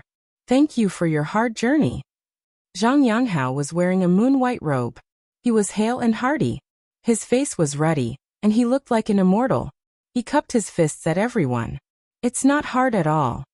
It's worth dying to see Elder Zhang. Their eyes were full of reverence as if they had seen a deity. Even Emo Zhengrong did not dare to neglect him. Some people even shed tears of excitement. Zhang Yanghao's position was too special. He enjoyed the special allowance of the Government Affairs Council. He was a Changjiang scholar, the chief academic advisor of Wuxia's Chinese Medicine Association, a professor of the School of Chinese Medicine of Yenjing University, and the director of the Imperial Hospital. More importantly, he was also the outer elder of Shinnong School. What kind of existence was Shinnong School? He was no longer an ordinary Chinese medicine doctor, but a divine doctor, a living deity. They had heard that he could make pills and medicine, use qi to control needles, and had the ability to bring the dead back to life. They, including Jiang Changging, were only powerful in the secular world. How could they compare with such a transcendent existence? Some people looked at Jiang Changging with complicated and gloomy eyes and sighed with worry. Chen Junbin, the former deputy director of Yenjing Tianwei Pharmaceutical Company, is Zhang Yanghao's junior brother. Chen Junbin was said to have been angered to death by the Medicine King Group's press conference. Now that Zhang Yanghao has met Jiang Changging, will he fight to the death? However, there were also some people who rejoiced in Jiang Changging's misfortune. Hee. I don't know where Jiang Changging got those prescriptions, but in terms of medical skills and academic standards, he can't be compared to Zhang Yanghao. I'm afraid Zhang Yanghao is going to give him a hard time and embarrass him. Although Emo Zhengrong was a technocrat, he was still a bureaucrat.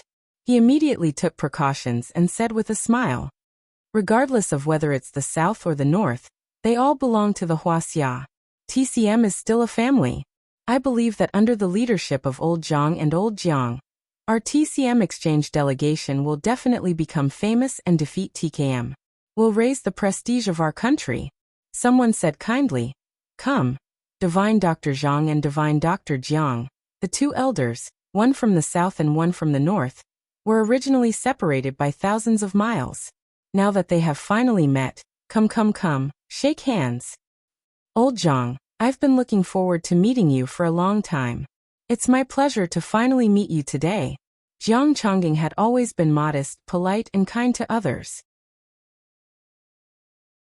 He quickly stood up with a face full of joy and wanted to shake hands with Zhang Yanghao. Zhang Yanghao's face was arrogant as if he didn't see anything. He ignored them and sat down in the middle. Let's not be so polite. This isn't an ordinary academic exchange, nor is it a treat. It's a life and death struggle. TKM isn't that easy to deal with. Let's start the meeting. Jiang Changging's hand stiffened in the air as his face flushed red with embarrassment. He knew that Zhang Yanghao hated him for defeating Tianwei Pharmaceutical and infuriating Chen Junbin. But could he be blamed for this matter? If Chen Junbin hadn't colluded with the Jinling Herbal Group to splash dirty water on the Jiang family, how could they have faced such a calamity? Jiang Changging, what Southern Medical School's top medical expert? You think you're qualified to sit on the same level as my master with your insignificant skills? You're just a clown. Zhang Yanghao ignored him, while a young man in his 20s retorted with disdain. Your Jiang family's medical skills are trash. I don't know where you got your prescriptions from, but you're just trying to fool the world. He was Zhang Yanghao's grandson, Zhang Xuanhu. He was a member of the Imperial Medical Hall and had received Zhang Yanghao's teachings. His medical skills were shocking, and he was known as the Little Divine Doctor in Beijing. Countless tycoons came knocking on his door just to ask him to take their pulse and prescribe a prescription. The entire room fell silent. Everyone stared at Zhang Xuanhu in shock, their mouths agape. Even Emo Zhengrong was in a dilemma. It was understandable that they looked down on each other secretly. But they didn't expect him to be so arrogant and not give Jiang Chongjing any face at all. There were also some who looked at the Jiang family with mockery, as if they were looking at a joke. The Jiang family had risen too quickly, and the TCM market was only so big. The Jiang family had eaten so much, and the other TCM companies and families were having a hard time. Furthermore, people were more or less two-faced, and they were jealous. As the saying goes, it's better to die than to die. On the other hand, Zhang Yanghao seemed as if he didn't hear anything. He sat there calmly and took a sip of tea, not stopping him at all. Zhang Yanghao, what's with your attitude? Kneel down and apologize to Elder Jiang immediately. Just as everyone was feeling awkward and speechless, a cold voice suddenly resounded throughout the entire place. Everyone saw a girl beside Jiang Tian stand up.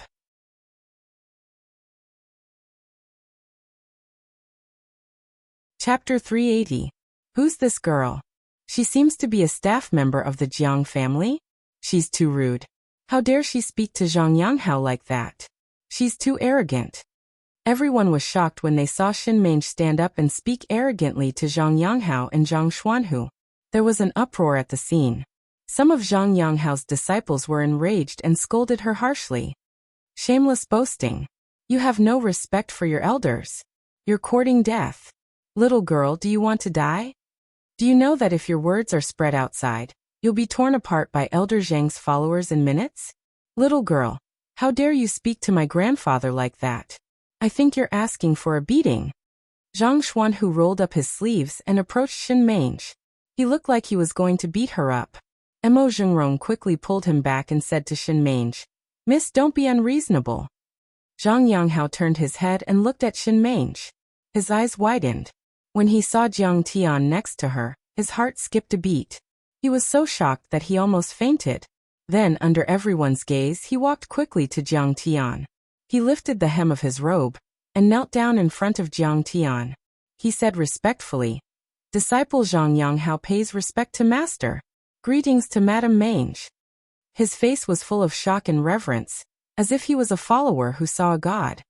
Disciple Chen Jisher pays respect to Master Kong and Madame Mange. Chen Jisher's face was also ashen. He quickly knelt behind them. Hiss. In an instant, everyone sucked in a breath of cold air. Everyone looked as if they had seen a ghost in broad daylight. Their eyes almost popped out of their sockets. How could this be?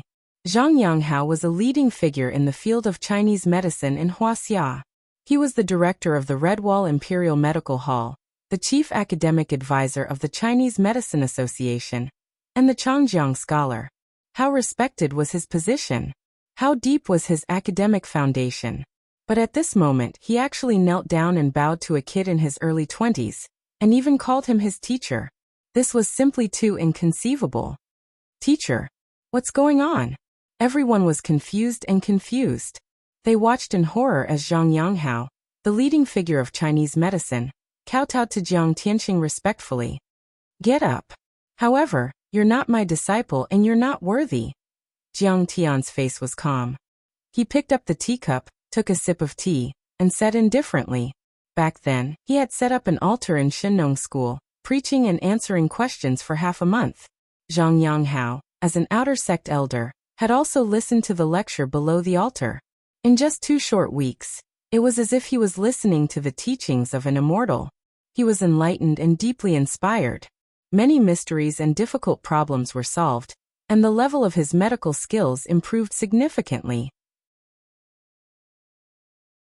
He was deeply grateful to Jiang Tian.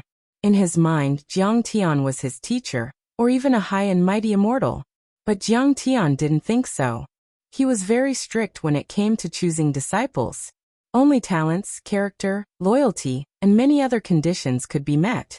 If anyone who received a few words of guidance from him was called his disciple, then he would have too many disciples. Master Kong. Zhang Yonghao had just stood up, but when he heard the second half of the sentence, his body stiffened. He was anxious and almost burst into tears. At this moment, he finally understood that Jiang Tian was the son of the Jiang family in Jinling, the grandson of Jiang Changgang. He regretted it very much. He had been blinded by hatred and had been rude to Jiang Changgang. He was afraid that it would be difficult for him to receive guidance from Master Kong in the future. Sit down and continue the meeting. Seeing everyone's suspicious eyes, Shen Mange didn't bother to explain and directly ordered indifferently. Elder Jiang, Master Kong and Madam Mange, please take the main seat. Everyone make way. Zhang Yonghao immediately gave up his seat and said politely, "That's right, this way please." Although Mo Zhengrong found it inconceivable, he also knew that this Master Kong was definitely an expert. Thus he immediately went along with it. "I'm fine sitting here. It's quiet. You guys can continue with your work." Jiang Tian waved his hand and refused. He had also heard their discussion. It was nothing more than arguing with reason and verifying history to prove that TCM was the origin of TKM. Wasn't it a little too naive? It was like scratching an itch through a boot. "We would like to ask Elder Jiang, Madam Mange, and Master Kong to give us some guidance," Zhang Yonghao said respectfully. Jiang Tian lowered his head and played with his phone. He didn't even bother with Zhang Yonghao. Jiang Changgang also tactfully refused. Zhang Yonghao had no choice but to sit down. Suppressing his uneasy heart, he opened his script and prepared to speak. Behind him, Zhang Xuanhu frowned and mumbled, "Grandpa, why did you kneel to him? He's just a brat." Zhang Yonghao turned around and slapped him. He scolded angrily, "Ignorant brat. Master Kong is the head of the Shinong school.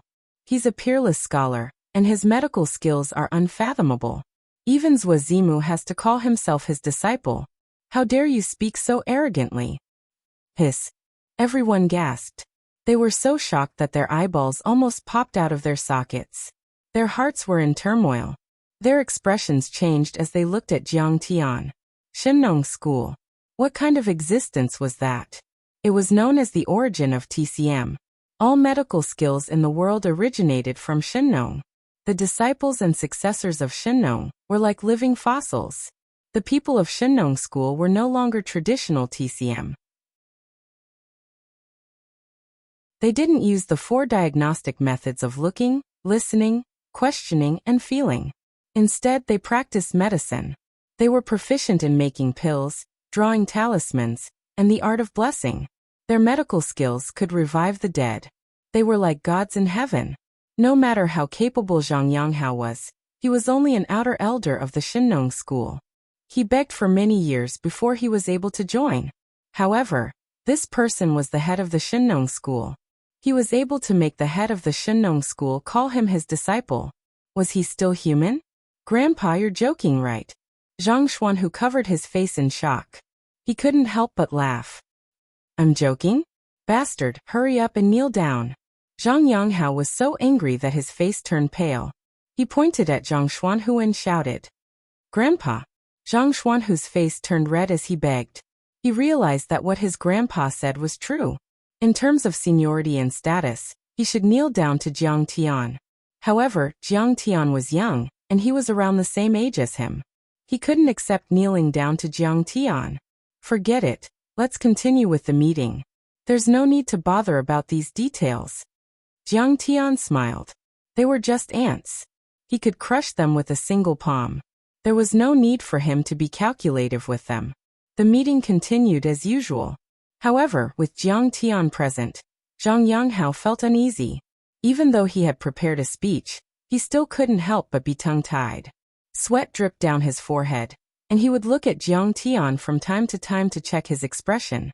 After he finished speaking, everyone expressed their opinions and discussed how to destroy the TKM's application for the intangible cultural heritage. Suddenly, there was a commotion at the entrance. Someone seemed to be quarreling, and the door of the meeting room was kicked open.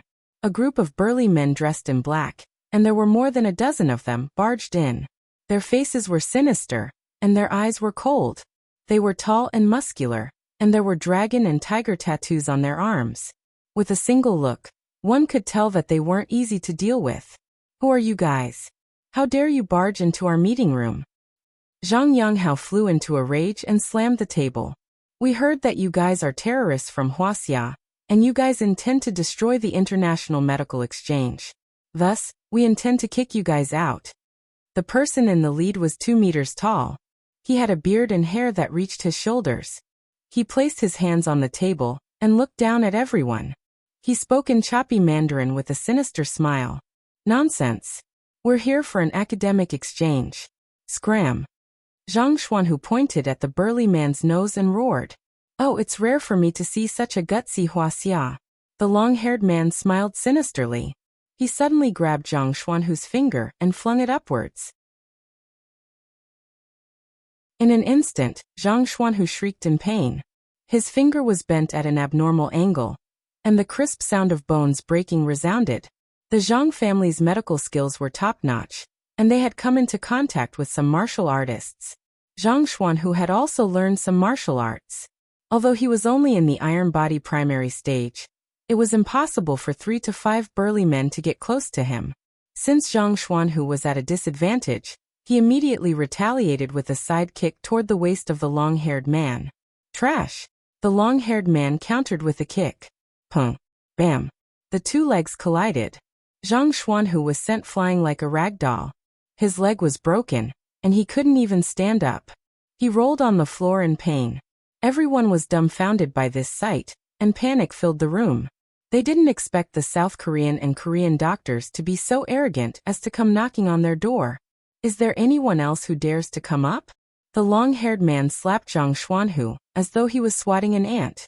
As he asked, he put his finger on the conference table with a smile. Only a hissing sound could be heard. Bam! The conference table, which was more than 3 centimeters thick, was pierced through by his finger as though it was made of tofu. In an instant, everyone sucked in a breath of cold air. Their hearts shuddered, and cold sweat trickled down their foreheads. They were capable of saving lives and scolding others passionately. However, they were a far cry from fighting. This person was clearly an expert, and they weren't a match for him. Should we call the police? Someone asked. It's useless to call the police. Someone shook his head and pointed to the door. Did you see that? There are police officers outside, and they're colluding with us. They're waiting for us to make a move, and they'll arrest us. How dare you beat someone up in broad daylight? Is there any law in this world? Is there any justice in this world?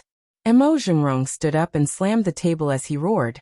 We're from Huaxia's Traditional Chinese Medicine Association, an organization protected by the law. We're here to participate in the academic exchange, and I want to inform our country's embassy to protest and condemn you. Do whatever you want. The long-haired man sneered and continued fearlessly. Get out of South Korea right now. Otherwise, I'll beat you up every time I see you. Mo Zhengrong instantly understood what was going on. His face paled, and his heart sank to the bottom. TKM's application for the World Heritage Site was a huge matter, and if Wuxia interfered and obstructed their application, they would suffer a huge loss. This was something that many organizations were unwilling to see. A Korean medicine company like Daewoo Pharmaceutical Company was worth 200 billion won, and it was normal for them to hire a few fearless criminals to disrupt Huaxia's TCM delegation. Even if the embassy were to protest, they might even pursue the matter. However, TKM's application for the World Heritage Site was successful, and it could be said that they had paid a small price for a huge victory.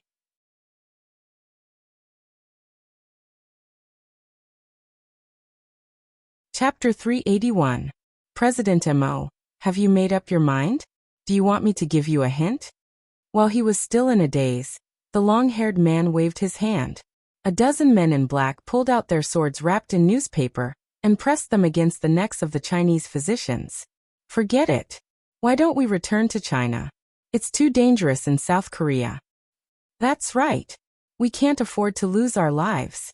Why don't we return to the embassy first and come back tomorrow night for the academic conference? Let's go.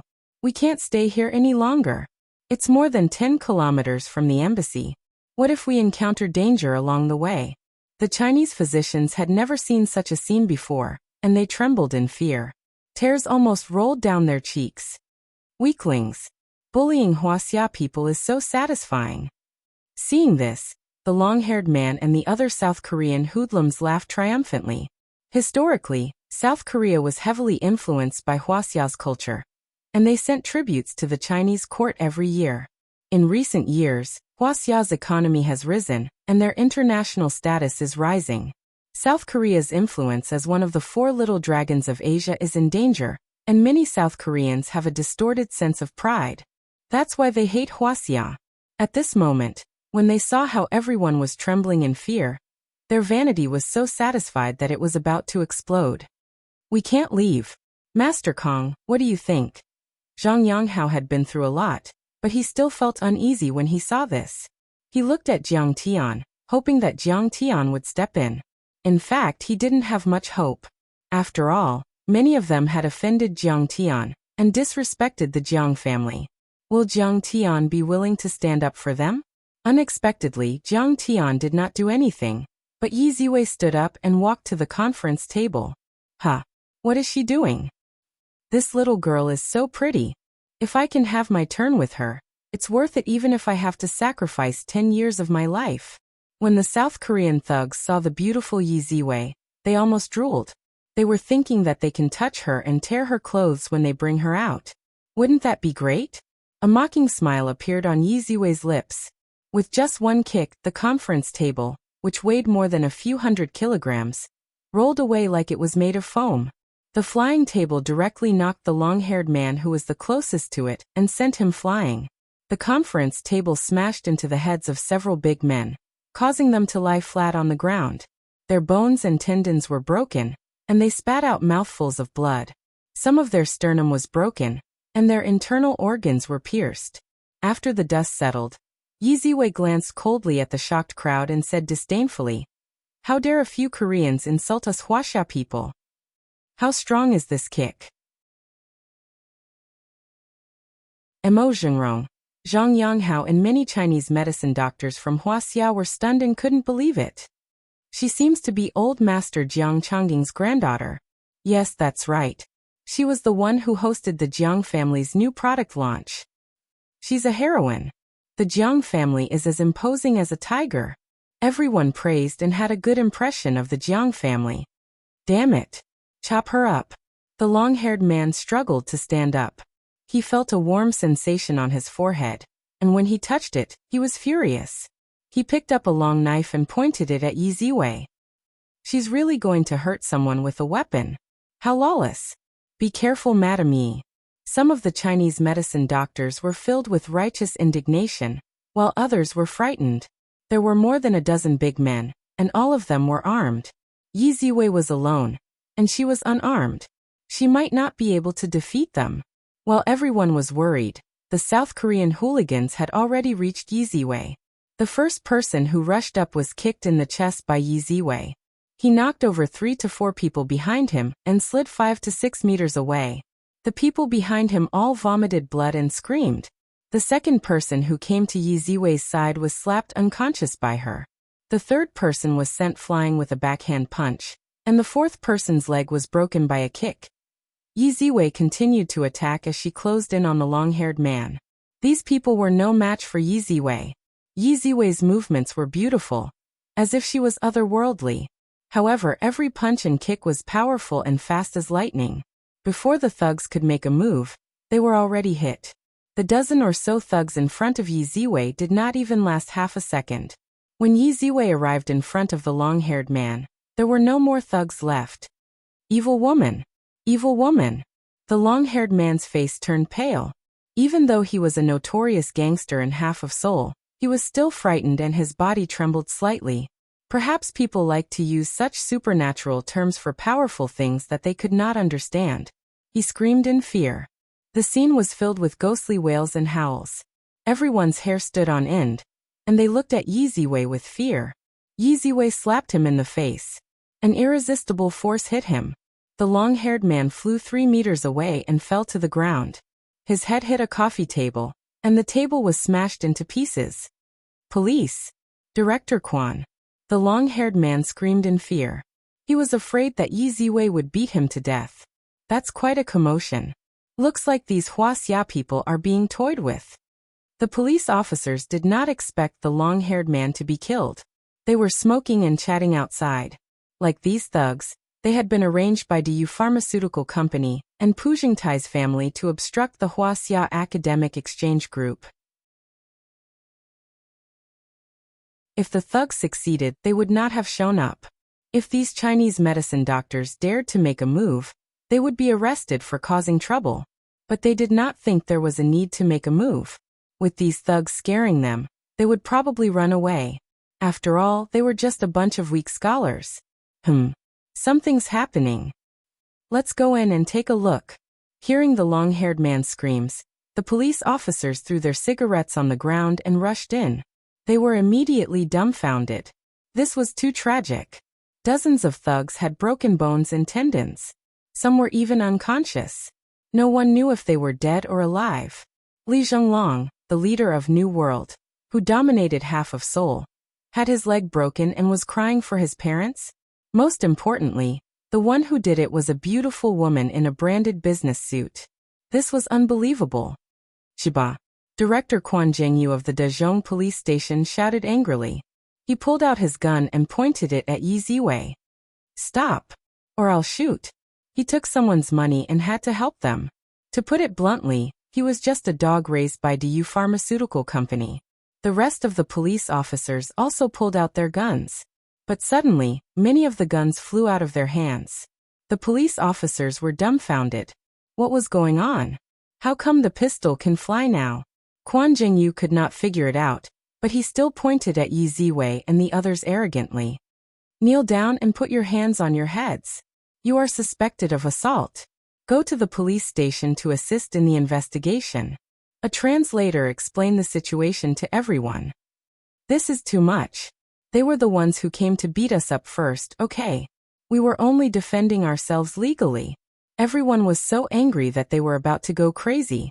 Zhang Yanghao's lungs were about to explode. He shouted. You are twisting the truth. The police are gangsters. This is too much. This is too much. Mo Zhengrong wiped the cold sweat off his forehead when he saw the police had taken out their handcuffs and was about to arrest them. He quickly called the embassy to inform them of the situation. The embassy staff told him that this was a troublesome matter. If the police were the ones who attacked first, the embassy's legal team can guarantee everyone's safety out of South Korea. But they will have to go through legal procedures. Currently, the visiting team still has to cooperate with the local police and abide by their country's laws. Also, if the beating was serious, it might be considered excessive self-defense, and they might even be held accountable. Clap. Clap, clap. At this time, with a few crisp claps, an enchanting woman in luxurious clothes, wearing sunglasses, and carrying a limited edition Gucci handbag walked in with several bodyguards around her. She was wearing pink high heels. Although she was wearing sunglasses that covered most of her face, just by looking at her jade-white sharp chin, one could tell that this girl was definitely a stunning woman. She was chewing gum and laughed proudly. Haha, caught by the police? How are you going to challenge TKM? What a joke. Don't worry. The medical industry is one, and I will send lunch boxes to all of you. Who is she? Although the other party was speaking in Korean, everyone could tell from her tone that it wasn't anything good. Her name is Park Yunjong, the granddaughter of Korea's Sungtae. She's also the current CEO of Daewoo Pharmaceutical Company. She is also known as the #1 lady of TKM in South Korea. Someone immediately replied. Hiss. It's actually her. Everyone sucked in a breath of cold air. Park Yunjong's family is one of the top 10 families in South Korea in terms of wealth and political influence. Park Yunjong can talk to the mayor of Seoul, and even talk to the president of South Korea. Park Yunjong had learned TKM from her grandfather, and later graduated from the Ivy League Business School. She is known as the Queen of South Korea's business school. She is capable and ruthless. Under her management, Daewoo Pharmaceutical Company had fought a series of battles with international pharmaceutical giants, and became the #1 pharmaceutical company in South Korea, and one of the top 20 pharmaceutical companies in the world. Even if the Jiang's Medicine King Group is known as the #1 pharmaceutical company in Wuxia, they are still inferior to Daewoo Pharmaceutical Company in terms of wealth and international influence. In South Korea, Park Yun-jong is known as South Korea's 4 great socialites, along with Star Moon Corporation's Lee Fujin, Hyundai's Jong Mingshin, and Korea's Housing Corporation's Choi Eun-hee. This is all part of her scheme. What's the point of setting up a trap? If you have the guts, then compete with us in medical skills. Everyone instantly understood what was going on and gnashed their teeth. However, there's nothing they could do about it. Pu Yunjing's snow-white feet stepped on a pair of pink deerskin crystal diamond-studded high heels as she walked over. She has a tall and slender figure with curves in the front and back. Her silver-gray dress wrapped around her long legs, making her look sexy. But she has a harmless baby face, fair skin, and exquisite makeup. She looks like a superstar. However, her face was arrogant, and her eyes were full of disdain. Her temperament was like that of a demoness in Prada. She crossed her arms and looked down at the crowd. I advise all of you to abide by South Korea's laws and cooperate with the investigation. This is not Wuxia. All of you might be influential in Wuxia, but it's useless here.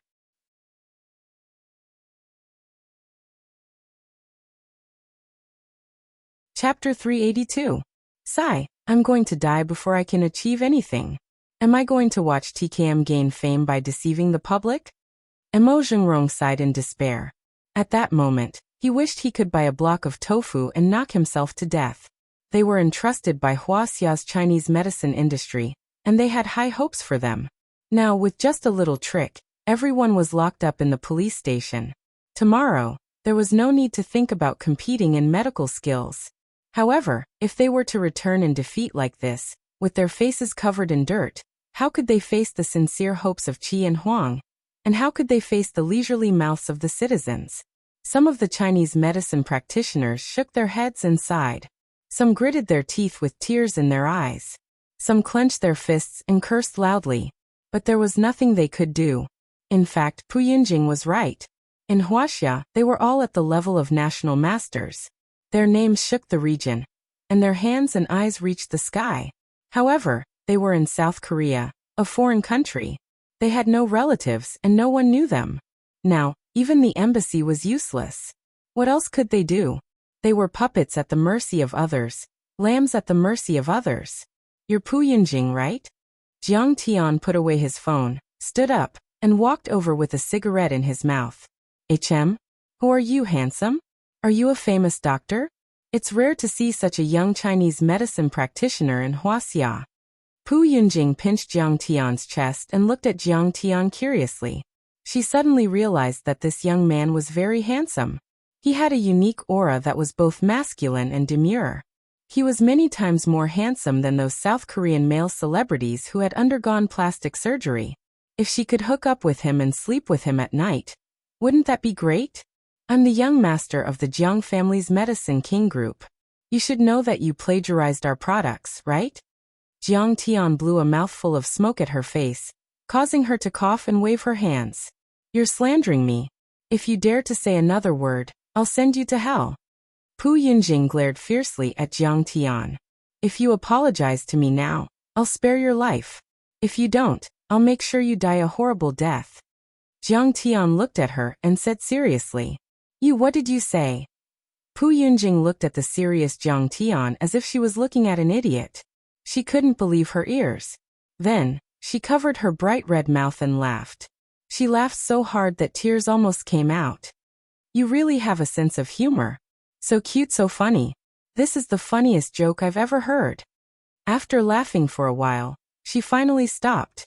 Then, she looked at Jiang Tian with a mocking expression and said, You country bumpkin from Wuxia want me to apologize to you.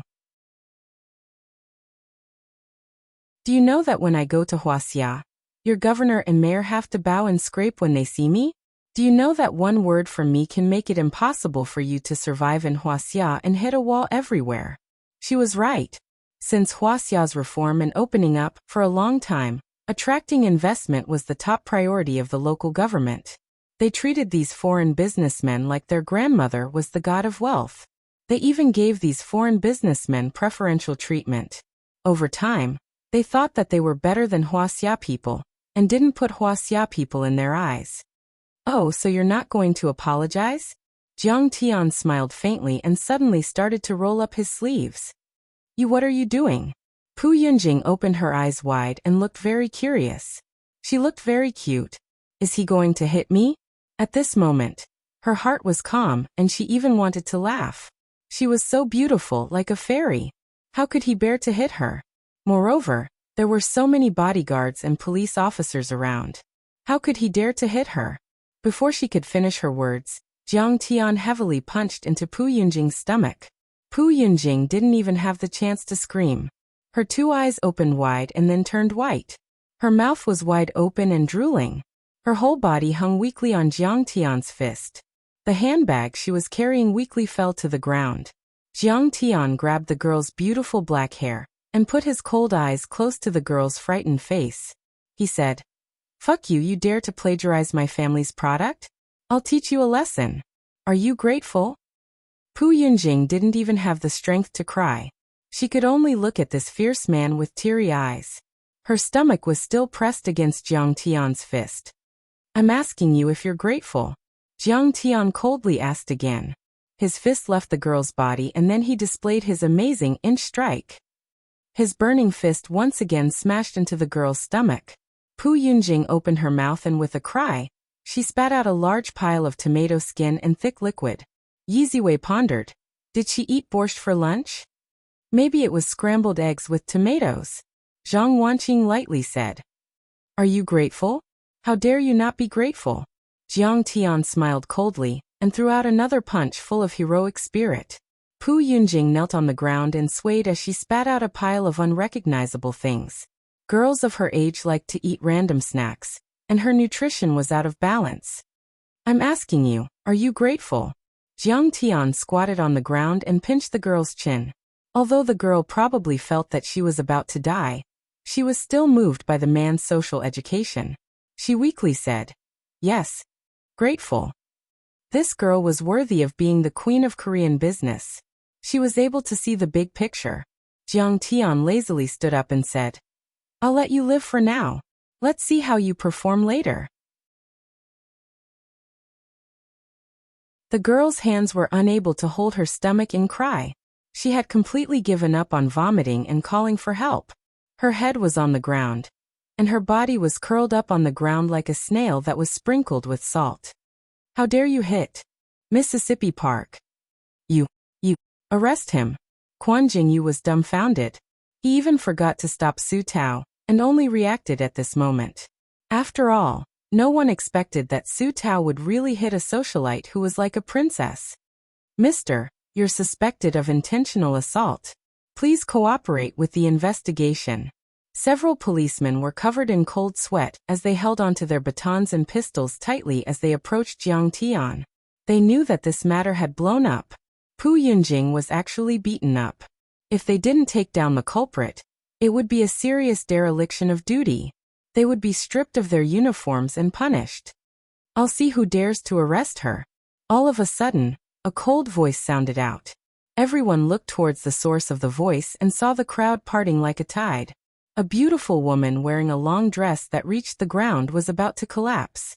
She was tall and slender. Including her high heels, she was more than 1.78 meters tall. She looked down on the crowd like a high and mighty empress. Even Pu Yunjing felt ashamed of her inferiority. Her pair of beautiful eyes swept over. The coldness and arrogance in her eyes made everyone lower their heads. She was like a queen who walked out of an icy kingdom. Who's this woman? She looks familiar. How dare she speak up for these Wuxia people? Isn't she afraid of offending Pu Yunjing? A gangster whispered into Li Zhenglong's ear. Shut up. She's the eldest princess of the Xingyue Li family. Li Zhenglong's eyes were filled with fear. He glared at the gangster fiercely and trembled uneasily. That was because this woman was someone whom they could only look up to. She was the eldest princess of the Xingyue Li family, Li Fuzhen. Li Fuzhen. The gangster who asked the question earlier instantly understood. He was so scared that his face turned pale, and he immediately kept quiet. Miss Li. Quan Jingyu had a bad feeling when he saw Li Fuzhen. He walked up uneasily and squeezed out a smile. I'm sorry there was a fight here. We're here to carry out our mission. It was an emergency so we didn't inform you. Humph, you're really bold. Li Fuzhen snorted coldly. She had a cold personality to begin with. Now that she was furious, her face was covered in frost. She sneered. Mr. Jiang and his group are our distinguished guests of the Xingyue Hotel. Why did you arrest them? Quan Zhengyu was stunned when he heard this. His unshaven face was covered in cold sweat. How was this possible? Wasn't he part of the Wuxia Chinese medicine academic delegation? How did he become Li Fuzhen's distinguished guest? Li Fuzhen was the daughter of the Xingyue Li family, the most powerful family in South Korea. In terms of background and influence, not even Tenpu Yunjing could compare to her. She was not someone the police could afford to offend. Even the mayor of Seoul had to be polite to Li Fuzhen, let alone their director. But how would someone of Li Fuzhen's status know a young Wuxia Chinese medicine practitioner? He tried to explain. Miss Li, I'm sorry. I really didn't know. Otherwise, I wouldn't have dared to do this. Li Fuzhen could not be bothered to look at him.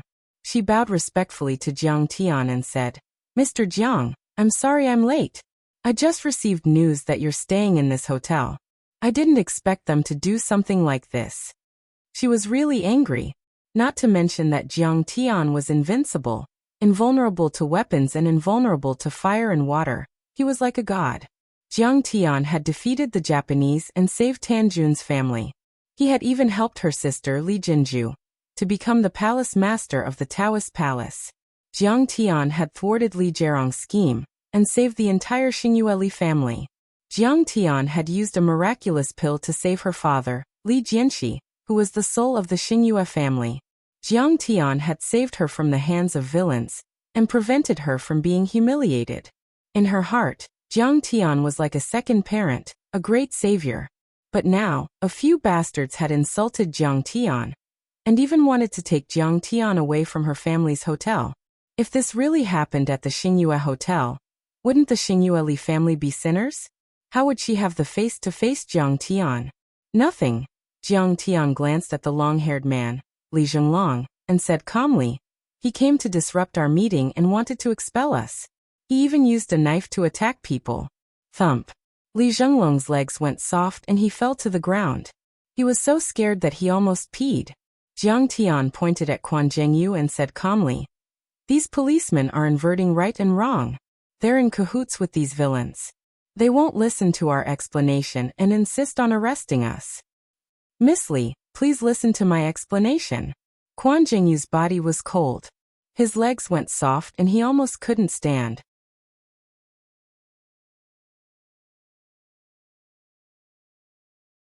Chapter 383. You don't have to explain.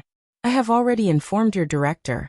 You will be punished, and the prosecutor will be involved in the investigation. Li Fuzhen's words were understated, but Quan Zhengyu's heart fell straight into the nine nether abyss. He looked at Pu Yunjing pleadingly, hoping that she could help him. After all, they were working for the Park Zhengtai family. Little did he know that the moment Li Fuzhen entered the room, Pu Yunjing was so scared that her legs started cramping. When Li Fuzhen apologized to Jiang Tian, she was so shocked that her heart almost jumped out of her throat. That was Li Fuzhen, Li Jianxi's daughter.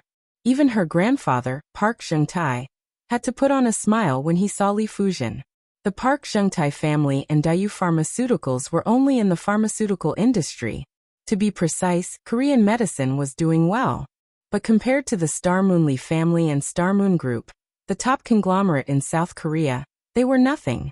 The Star Moon Group only needed to pull out the medical department of Star Moon Chemical to be able to suppress Dayu Pharmaceutical. Pu Yunjing did not dare to say a word. She shuffled toward the door, but how could Li Fuzhen let her go? Yunjing. Pu Yunjing was so shocked that her whole body suddenly trembled. She lowered her head and stepped forward like a quail. She said with a smile, Miss Li, I was just playing with them. Shut up. Li Fuzhen's face turned cold as she roared. She looked at Pu Yunjing with an exasperated look and said coldly, what did you say when you got financing from Star Moon Financial? You said that you want to bring Korean medicine to greater heights, and focus on product development. You said that you want to develop your own intellectual property, but you plagiarized Medicine King Group's product. They haven't even said anything, and you're here to pick a fight. When Li Fuzhen faced Jiang Tian, he was like a believer seeing a god, trembling with fear and treading on thin ice. But when facing Pu Yunjing, she was completely like a high and mighty empress, ordering people around and giving orders. This was the reason why she displayed the monstrous arrogance of the Star Moonli family's eldest princess. I didn't. Pu Yunjing still wanted to explain. However, he was immediately interrupted by Li Fuzhen. She snorted coldly and said, "This is Star Moon Group's hotel, and you dare to be so presumptuous. It's clear how you usually behave. If that's the case, I think Star Moon Group should withdraw its investment. I'll have a good talk with Mr. Pu Jingtai." Li Fuzhen's words were icy cold, and every single one of them was like a spear and a sword that pierced Pu Yunjing's heart, causing her face to turn ghastly pale, and she was on the verge of collapse. "What are you waiting for? Get out of here!" Li Fuzhen shouted angrily. Yes, I'm leaving now." When Pu Yunjing came, she was arrogant and insufferably arrogant. But when she left, she was covered in dirt and grime, as if she had lost her parents. She was as panicked as a stray dog. Her legs were so weak that she couldn't even walk properly. She had to be carried out by 2 assistants. "Mr. Jiang, if anyone dares to cause trouble, please inform me immediately. I am willing to protect you." Li Fuzhen helped the TCM delegation change to another meeting room before he sent someone to send Zhang Xuanhu to the hospital before he spoke respectfully. "Yeah, thank you for your hard work. You can leave first.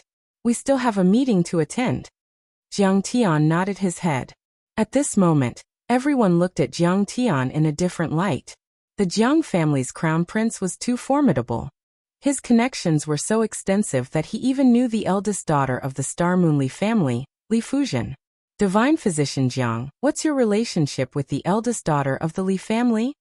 Someone couldn't hold back his curiosity and asked. "Friends." Jiang Tian couldn't be bothered to explain. He turned to Shen Mange and said, "Follow her. This time, I want to ruin her reputation." "Yes, master." Shen Mange nodded her head solemnly and left the hotel silently. Friends. Everyone looked at each other. Why did it feel like they were meeting a leader when they saw him? Mo Zhengrong patted Jiang Tian's shoulder and praised. "With Divine Physician Jiang around, we're even more powerful than the embassy. At the very least, we can wrestle with the TKM doctors fairly this time." Only Zhang Yanghao's eyes lit up. He seemed to have understood something. He heard that Master Kong had swept through Southeast Asia. Could it be that he has also conquered South Korea? That night, Pu Yunjing went to a bar angrily and called a few of her close friends over for a drink. These people were the scions of the richest tycoons in South Korea. If they worked together, they could do anything in South Korea. The young master of Hyundai Industries, Zheng Chuha, and the vice chairman of Korea Real Estate, Chue Junhee. One of them was her admirer, and the other was her best friend. Other than that, there was also the young master of Letian Entertainment, In Dongyuan. Letian Entertainment was one of the biggest entertainment companies in South Korea. They had produced many blockbusters like Winter Love Song, Killing Memory, and many others. Under In Dongyuan's banner, there were many famous artists and directors in South Korea, Wuxia, and even the entire East Asia. Chue Junhee was dashing, but he looked a little effeminate. Putting his arm around Pu Yunjing's shoulder, he said, "Yunjing, why are you angry? Don't worry about it. Wuxia's TCM isn't a match for TKM. Junhee, it's not as simple as you think. If TKM's application is successful, it will be equivalent to obtaining the Western world's recognition, and Daewoo Pharmaceutical Company might even be able to enter Western Europe and America's market." Zheng Chuha might have pursued Pu Yunjing for many years, but he was not surprised by Chue Junhee's intimacy. After all, this fellow did not like women. Zheng Chuha had a straight nose and a square mouth. His hair was slicked back, but he did not look old. On the contrary, he gave off a domineering aura. Sipping on his red wine, he smiled. "Although the success rate of TCM causing trouble is low, we can't afford any mistakes. If we fail, then Yunjing's years of effort will be wasted. With a charming smile, Chue Junhee replied. Then let's teach them a lesson during the International Medical Skills Exchange. I have a few ferocious men under me, and the United States Marine Corps has hired them. They're great at fighting. They're not something that trash like Li Jinglong can compare to. But Li Fuzhen has her eyes on him, and she's protecting that Wuxia man. So how are we going to make a move? Pu Yunjing said in despair. That bitch is a disgrace to us women. She actually likes that ugly Wuxia man. Chue Junhee curled his lips in disdain. His attitude was that of a woman's. Yunjing, don't worry. That man is only Li Fuzhen's pet. Li Fuzhen's private life is messy, and she has at least 100 pet boys. So we don't have to be too concerned about it. Zhang Chuha smiled and said, Mr. Pu Zhengtai is a great benefactor to the patriarchs of the major families. Moreover, we're doing this for the development of TKM. This is for the sake of the nation. At the side, Yin Dongyuan interrupted. Li Fuzhen does have some strength, but with our 3 great families working together, I'm afraid she'll have to think twice. She's not a fool. She won't fall out with us over a boy toy. Zheng Chuha said. I suggest that we report this matter to our families tonight. When the time comes, let the elders suppress Li Fuzhen. No matter how strong she is, she's just a junior.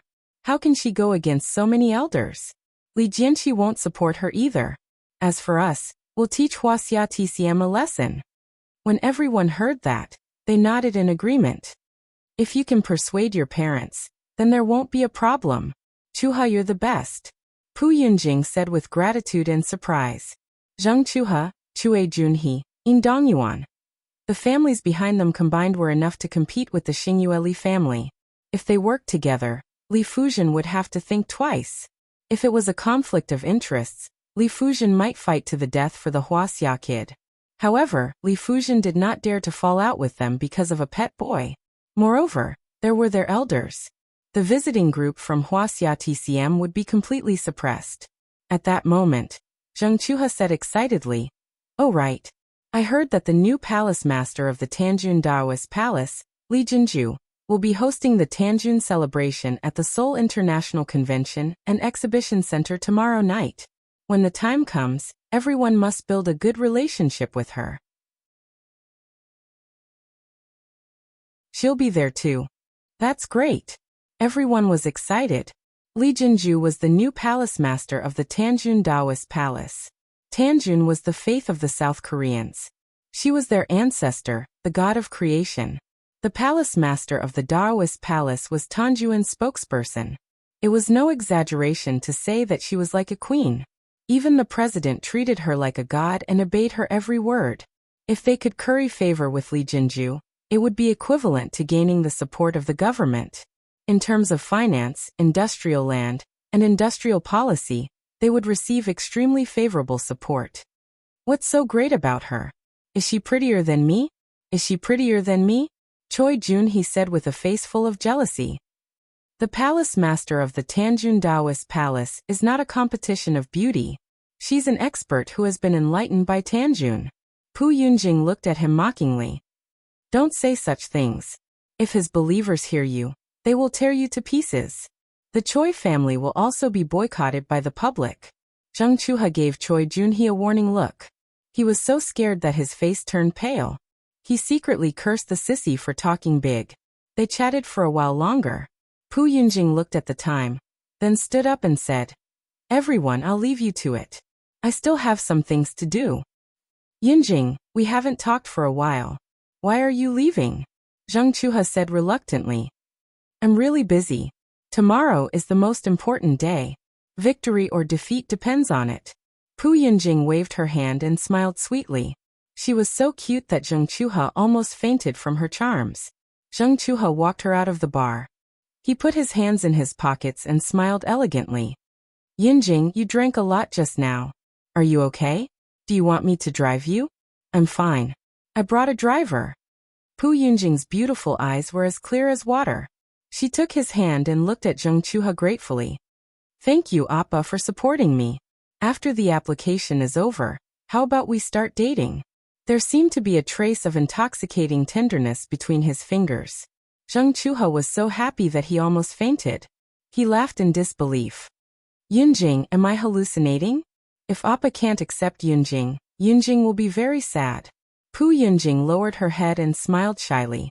She was as pure as a white lotus. Zheng Chuhe was stunned. After Pu Yunjing drove away in the BMW sports car, Zheng Chuhe was still standing there in a daze. He said with an intoxicated face, "For you, I would go through fire and water."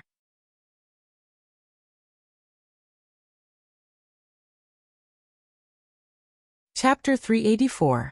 Pu Yunjing soon arrived at the car park of a 5-star hotel. She put on her sunglasses to cover half of her face and went to a presidential suite on the 5th floor. Beautiful Miss Pu, TCAM's application has been approved. We just need to announce it tomorrow. But you also have to fulfill your promise, right? A golden-haired, blue-eyed man with thick hair and a burly figure sat on the sofa with a big belly. He smiled and said, "I wonder how Miss Pu would like to thank me?" He was the person in charge of UNESCO's Intangible Cultural Heritage Protection Group.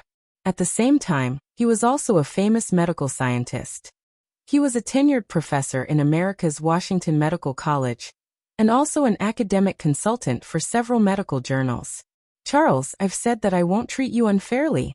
Pu Yunjing took off her sunglasses and took out a paper bag from her purse. She handed it over and said, "Bearer bonds issued by Dayu Pharmaceutical Company with a face value of $2 million USD. The liquidity in the market is very good. You can exchange them at any financial institution." Miss Pu is a trustworthy businesswoman. Charles nodded his head in satisfaction and shrugged his shoulders. "But the conditions you mentioned before don't seem to be limited to these, right?" "Of course, I didn't forget." Pu Yunjing smiled faintly and unbuttoned her shirt, revealing her snow-white and towering chest. Subsequently, her skirt, underwear, her clothes fell to the ground one by one. "You're really an enchanting little vixen." Charles's gaze gradually heated up, and his breathing became heavier. In the end, a delicate body with exquisite curves, snow-white skin, and tight curves appeared, like a white rose that quietly bloomed in the dark night, completely exposed before his eyes. "Miss Pu, you're amazing. You're simply like an angel that brings warmth to the cold world." 10 minutes later, Charles, who was sweating profusely, roared with a satisfied smile on his face. "There's one more thing that I need your help with." Pu Yunjing held a thin female more menthol cigarette in her mouth and lit it with a custom-made lighter made of pure gold. She leaned on the bed wrapped in leather and said, "If there's a suitable price, I can help." Charles had the face of a shrewd businessman. "Wuxia's Medicine King Corporation might file a lawsuit against us for intellectual property infringement." Pu Yunjing explained the situation to him. "I want to know if you guys are really infringing. Otherwise, I can't help you." Charles felt the seriousness of the situation. His brown bear-like body sat up, picked up the Camel cigarettes on the bedside, and put one in his mouth with a solemn expression. Pu Yunjing hesitated for a brief moment before she bitterly smiled. "It's a real infringement. We purchased a lot of their herbs and used the most advanced biochemistry experiment to analyze the effective ingredients. Then we used 8 months to imitate them using different ratios." She took out a stack of documents from her purse and handed them to Charles. She sighed and said, "I didn't expect these Wuxia country bumpkins to have such a strong sense of intellectual property protection. They actually found out. They also want us to stop production and compensate for their losses. They will file a lawsuit in Wuxia, which is naturally disadvantageous to you." Charles quickly flipped through the information and shook his head. "Therefore, we must get an authoritative appraisal from the International Intellectual Property Office to prove that our drug is original. I see that there's an additional ingredient in your medicine. Why do you say that it's an infringement?" Charles asked. "You don't understand Eastern medicinal herbs." Pu Yunjing said, "The medicinal herbs I added have mild medicinal properties. In short, they are ineffective ingredients. At least, they have no effect on this prescription. You're a smart person. Looks like you've thought of this day a long time ago." Charles reached out his bear-like hand and pinched the girl's supple and smooth buttocks. He smiled and praised. "But I didn't expect it to be so fast. Charles, can you help me with this?" Give me a clear answer. Pu Yunjing panted and whispered into Charles's ear. The director of the International Intellectual Property Office's Appraisal Center is my senior. I think if you're willing to pay 5 million USD, he should be willing to help you. Charles gritted his teeth. However, he also likes gentle Eastern women. I'm afraid you'll have to serve the two of us this time. No problem. I like the two of you who are strong the most. If we can enjoy good sex together, that's even better, Pu Yunjing said vaguely. They didn't know that outside the room's window, a graceful and vigorous body was lying there like a gecko. At this moment, with a soft swish, she jumped down like a nimble leopard cat and landed silently. Shin Mange got into a red Mercedes-Benz sports car, turned on the camera, clicked the play button, and enjoyed the video. Both the picture and the sound are very clear. Military products are of excellent quality. She chuckled and stepped on the accelerator. The Mercedes-Benz sports car rushed out of the parking lot like a red lightning bolt and disappeared into the night. At 8 o'clock the next day, Li Fuzhen arranged a number of luxury cars to send Jiang Tian and the Chinese medicine delegation to the venue of the celebration of the successful application of Koryo medicine. Jinju is preparing to attend the Tanjun ceremony and accept the worship of many senior officials and rich businessmen. She can't accompany you, so she arranged for me to accompany you. But she still hopes that you can attend the Tanjun ceremony in the evening, Li Fuzhen said with a sweet smile. She was wearing a red evening dress and a diamond necklace around her neck. Although she was 35 years old, her eyebrows were picturesque, and she had a mature charm. Her skin was white and lustrous, which still gave people a feeling of radiance, like a princess in splendid dress. Thank you for your hard work. Jiang Tian did not comment and got into a Lincoln limousine. The rest also got into the limousine. The motorcade drove along the wide street and headed straight to the Seoul International Convention and Exhibition Center in Gangnam District. In the car, Li Fuzhen smiled. Actually, if Master Kong is willing, he can stop the application with just a word from Jinju. Why do you have to go through the trouble of competing with them? No, the medical world has its own rules. What matters is the effect, the ability to treat patients.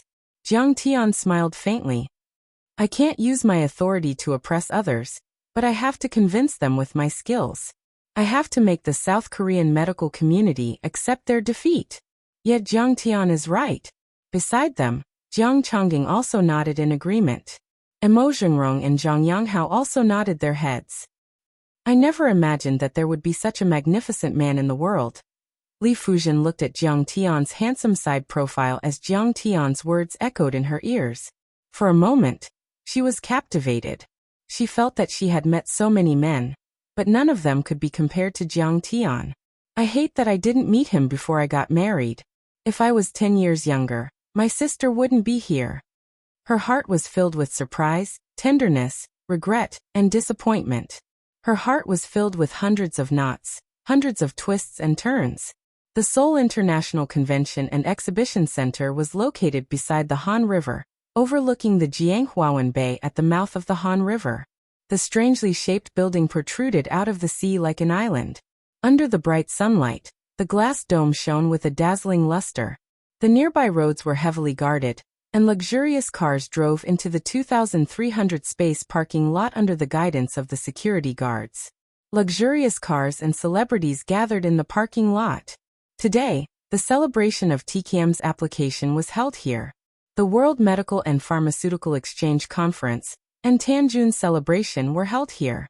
Many tycoons and celebrities from South Korea, including politicians and dignitaries, attended the event. Under Li Fuzhen's guidance, Jiang Tian and his entourage alighted from the car and walked towards the main hall of the Convention and Exhibition Center. At the same time, a group of reporters rushed towards them. Zhang Yanghao smiled proudly and said, I didn't expect Wuxia's traditional Chinese medicine to be so popular. But in the next moment, his smile froze on his face, and he could no longer smile. The reporters walked past them and went straight to a Mercedes-Benz behind them. Zhang Yanghao was embarrassed.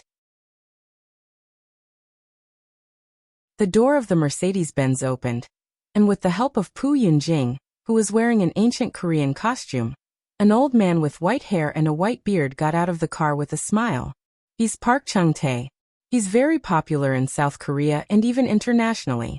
His Chung-tae Medical Center has even opened in New York and Washington. Lee Fujian, who was wearing sunglasses, introduced. Humph. Jiang Chongging's face turned green as he said angrily. It's just TKM, and they had only learned bits and pieces from TCM. But now they want to establish their own brand and gain the recognition of the international community. They want to suppress TCM. This is the biggest joke in the world. That's right.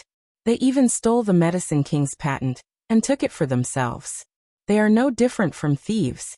Zhang Yanghao supported Jiang Chongging and said angrily. All these years, the Ministry of Health has not given enough support to TCM.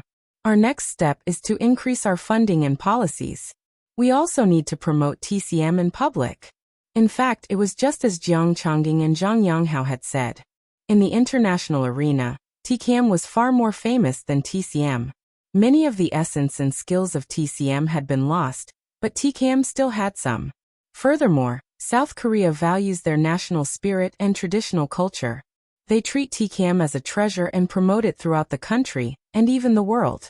TCM's application to the World Heritage Site is their most significant achievement. Just like today, when the TCM delegation arrived, the media did not even bother to look at them. They are unknown in the international community, and they are disappointed. On the other hand, Park Chung-tae and many other TCM doctors are surrounded by throngs of reporters. Surrounded by many media reporters, they threw out one question after another in reverence, as if they were believers who had seen a god. You're tuning in to the Li Mei's Wuxia Whispers YouTube channel. We're so grateful for your support, and don't forget to subscribe to join us on this incredible journey through captivating stories. Your generosity through donations truly makes a world of difference, as it's the primary source of revenue that allows me to expand and enhance this channel for you. Thank you from the bottom of my heart for being a part of this adventure.